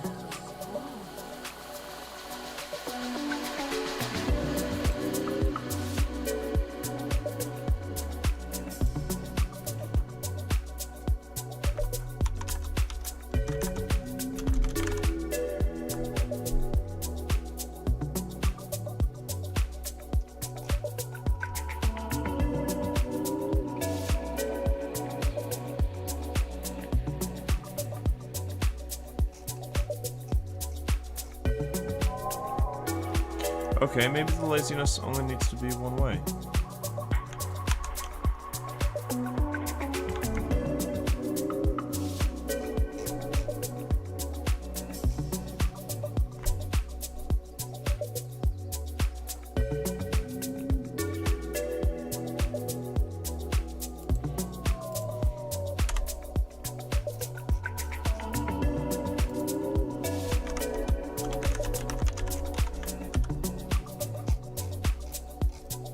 Ah, there we go.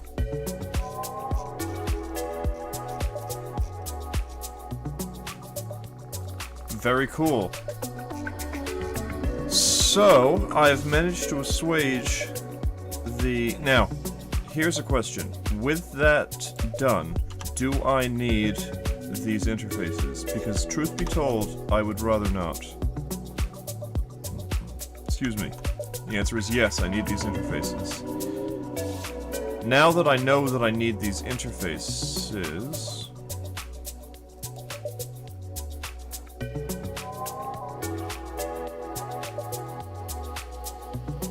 I'm happy with all of that.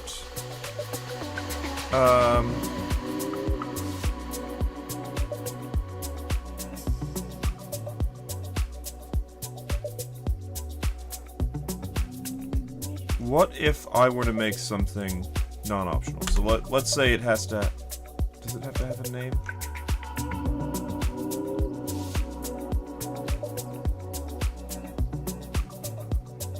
Don't think it has to have a name.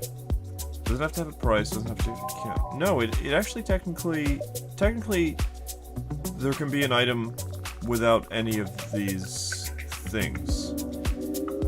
And not only that, but, let's just see what so, the one thing you might want to enforce is that it must have an ID. So, if I were to go, okay, well,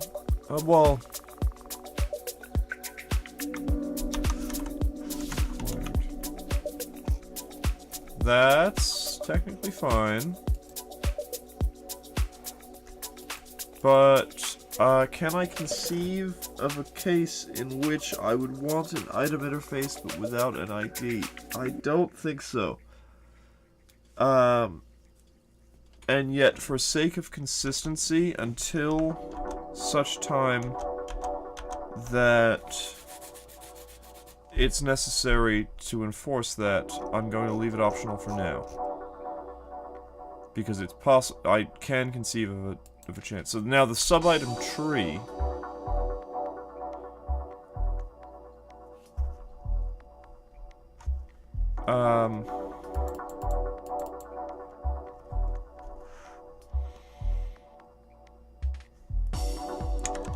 let's try to recursively populate sub-items. And it's actually just going to return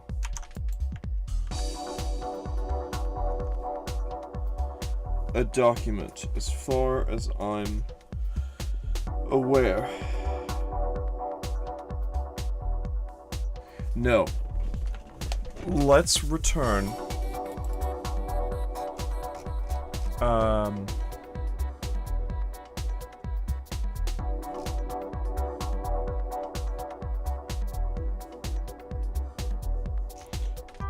an item interface.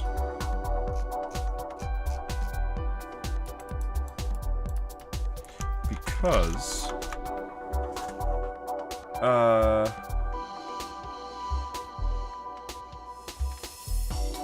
I don't want do I want a data structure of sort of like nested references?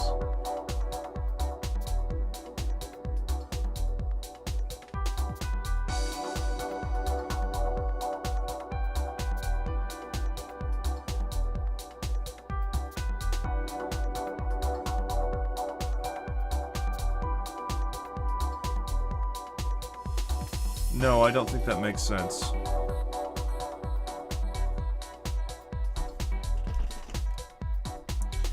Or, it actually does make sense, but I think it's dangerous. Because I don't think it's how this was intended to be used.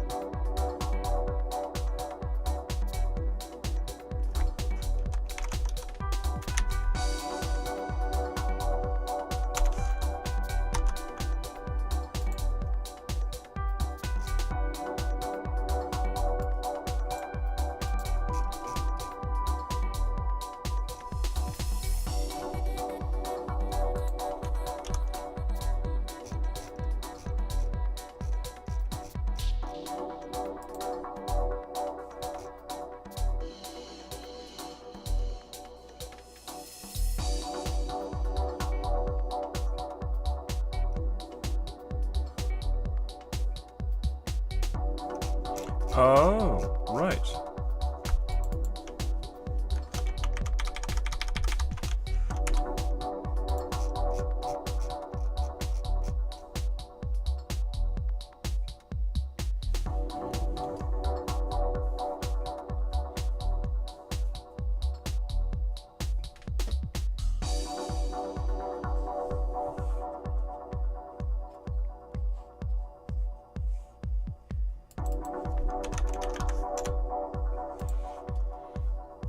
Okay.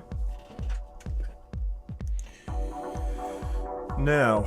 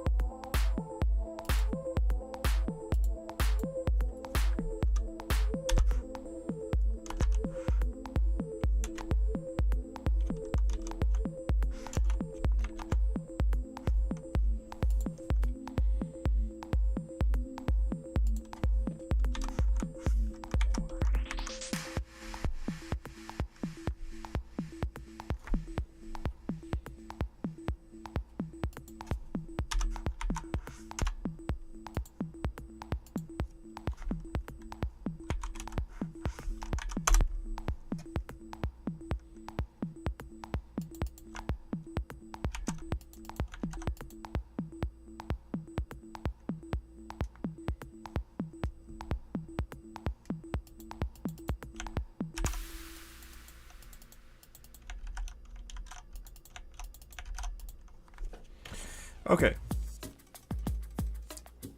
So, we get the IDs. We find those items with those IDs. We loop over that. We populate that sub-item. And then we mutate. Mutable, this is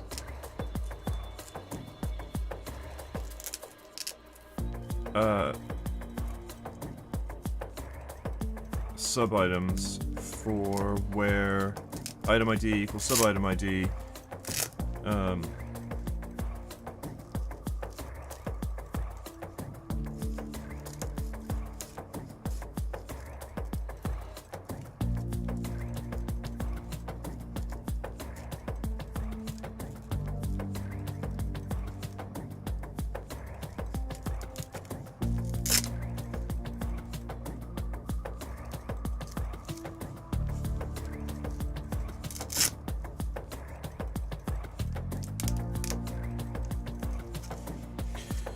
This kind of makes me think that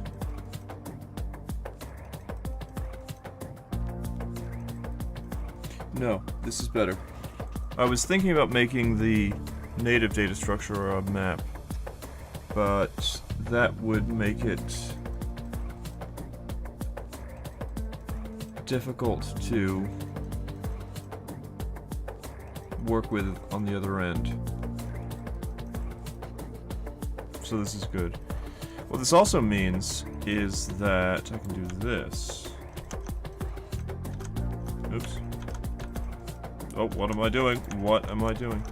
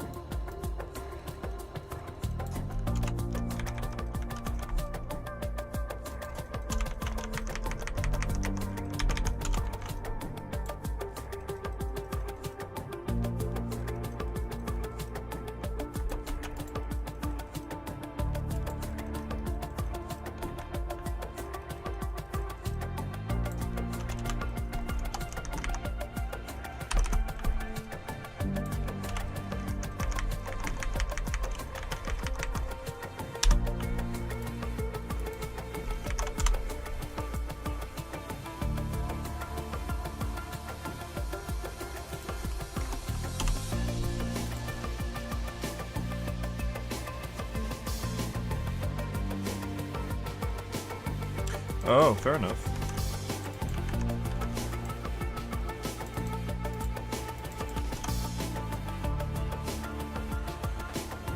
I think it's probably fine to operate on mutable this. Like, we're not changing the length of anything, but we are changing the value, so it should be fine.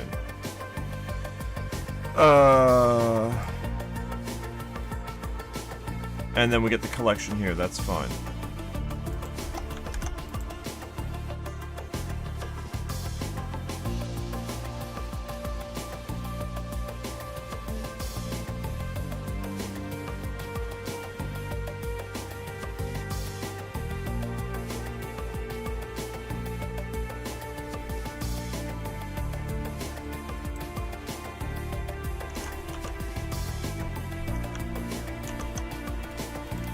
Okay, that should simplify things.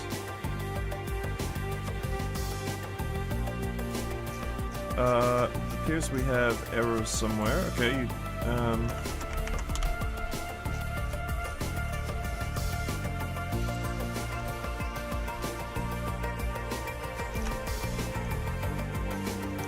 what am I missing here?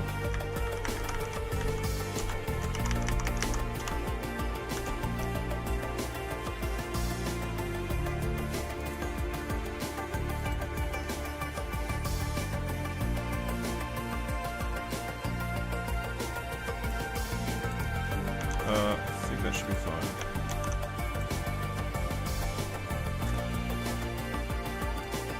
Let's try it.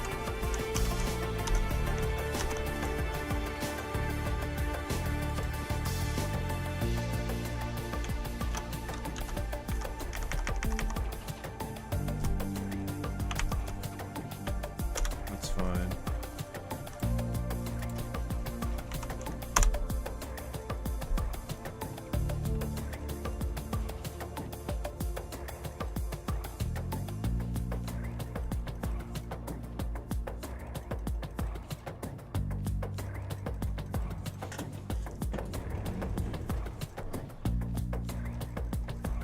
Oh. So this is roughly the structure we're looking for. What I don't know is why this says object. It's possible that's just the way it is, and that's fine. But... Oh no.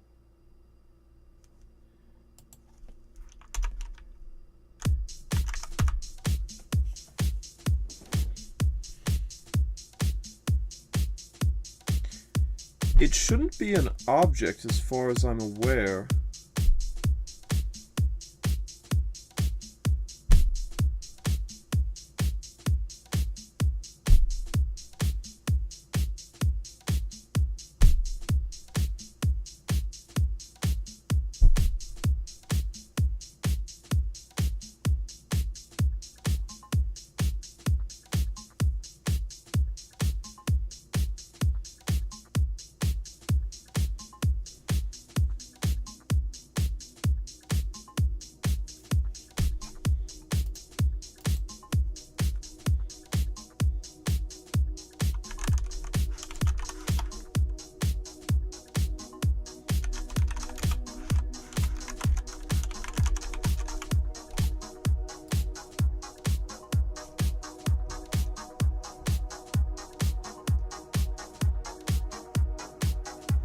I guess what I could do is I could just do 2JSON.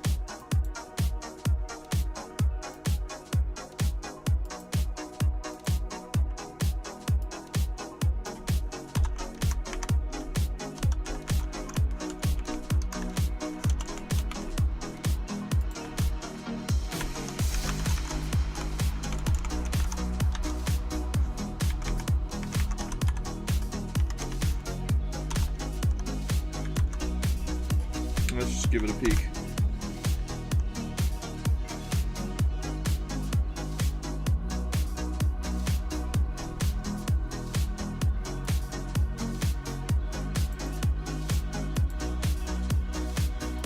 That's looking good. I mean, it's roughly the form I want. JSON visualizer. Let's see if it works out. Okay, so we have the sub-items. There are 2. It has an item whose sub-items have 2. That's fantastic.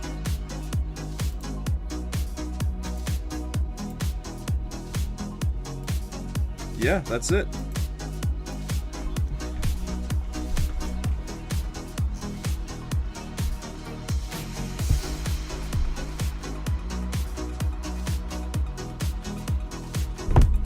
Brilliant.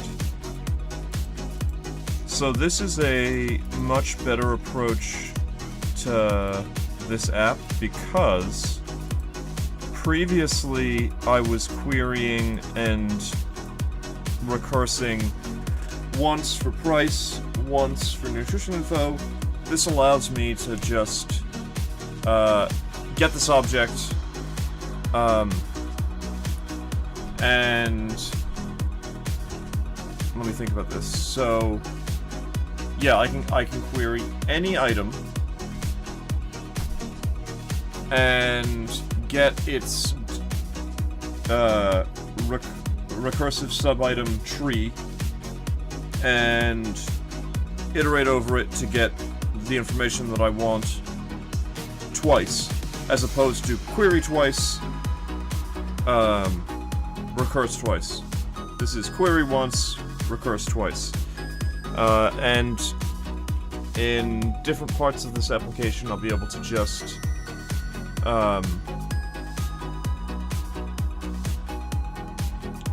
query. So, for instance,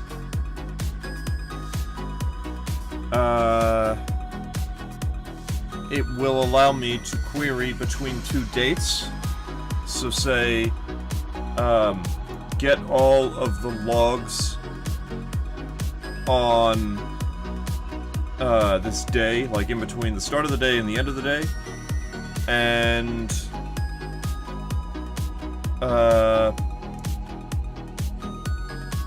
invoke recursively populate sub-items on each of those entries, and sum the values to get the totals for that day.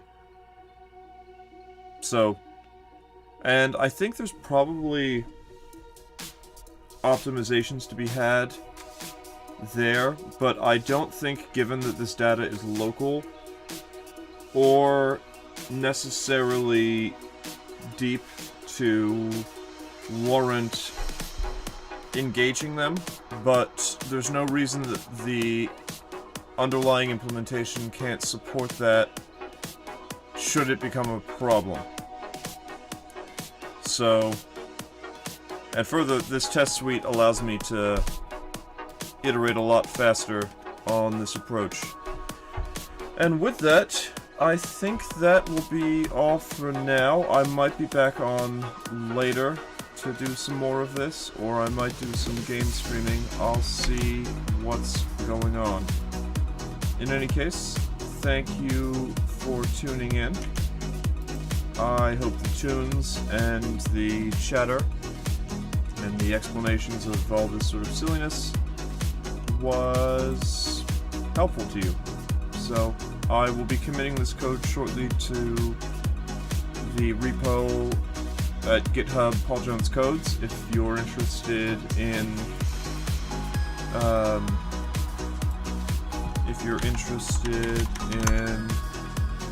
using it.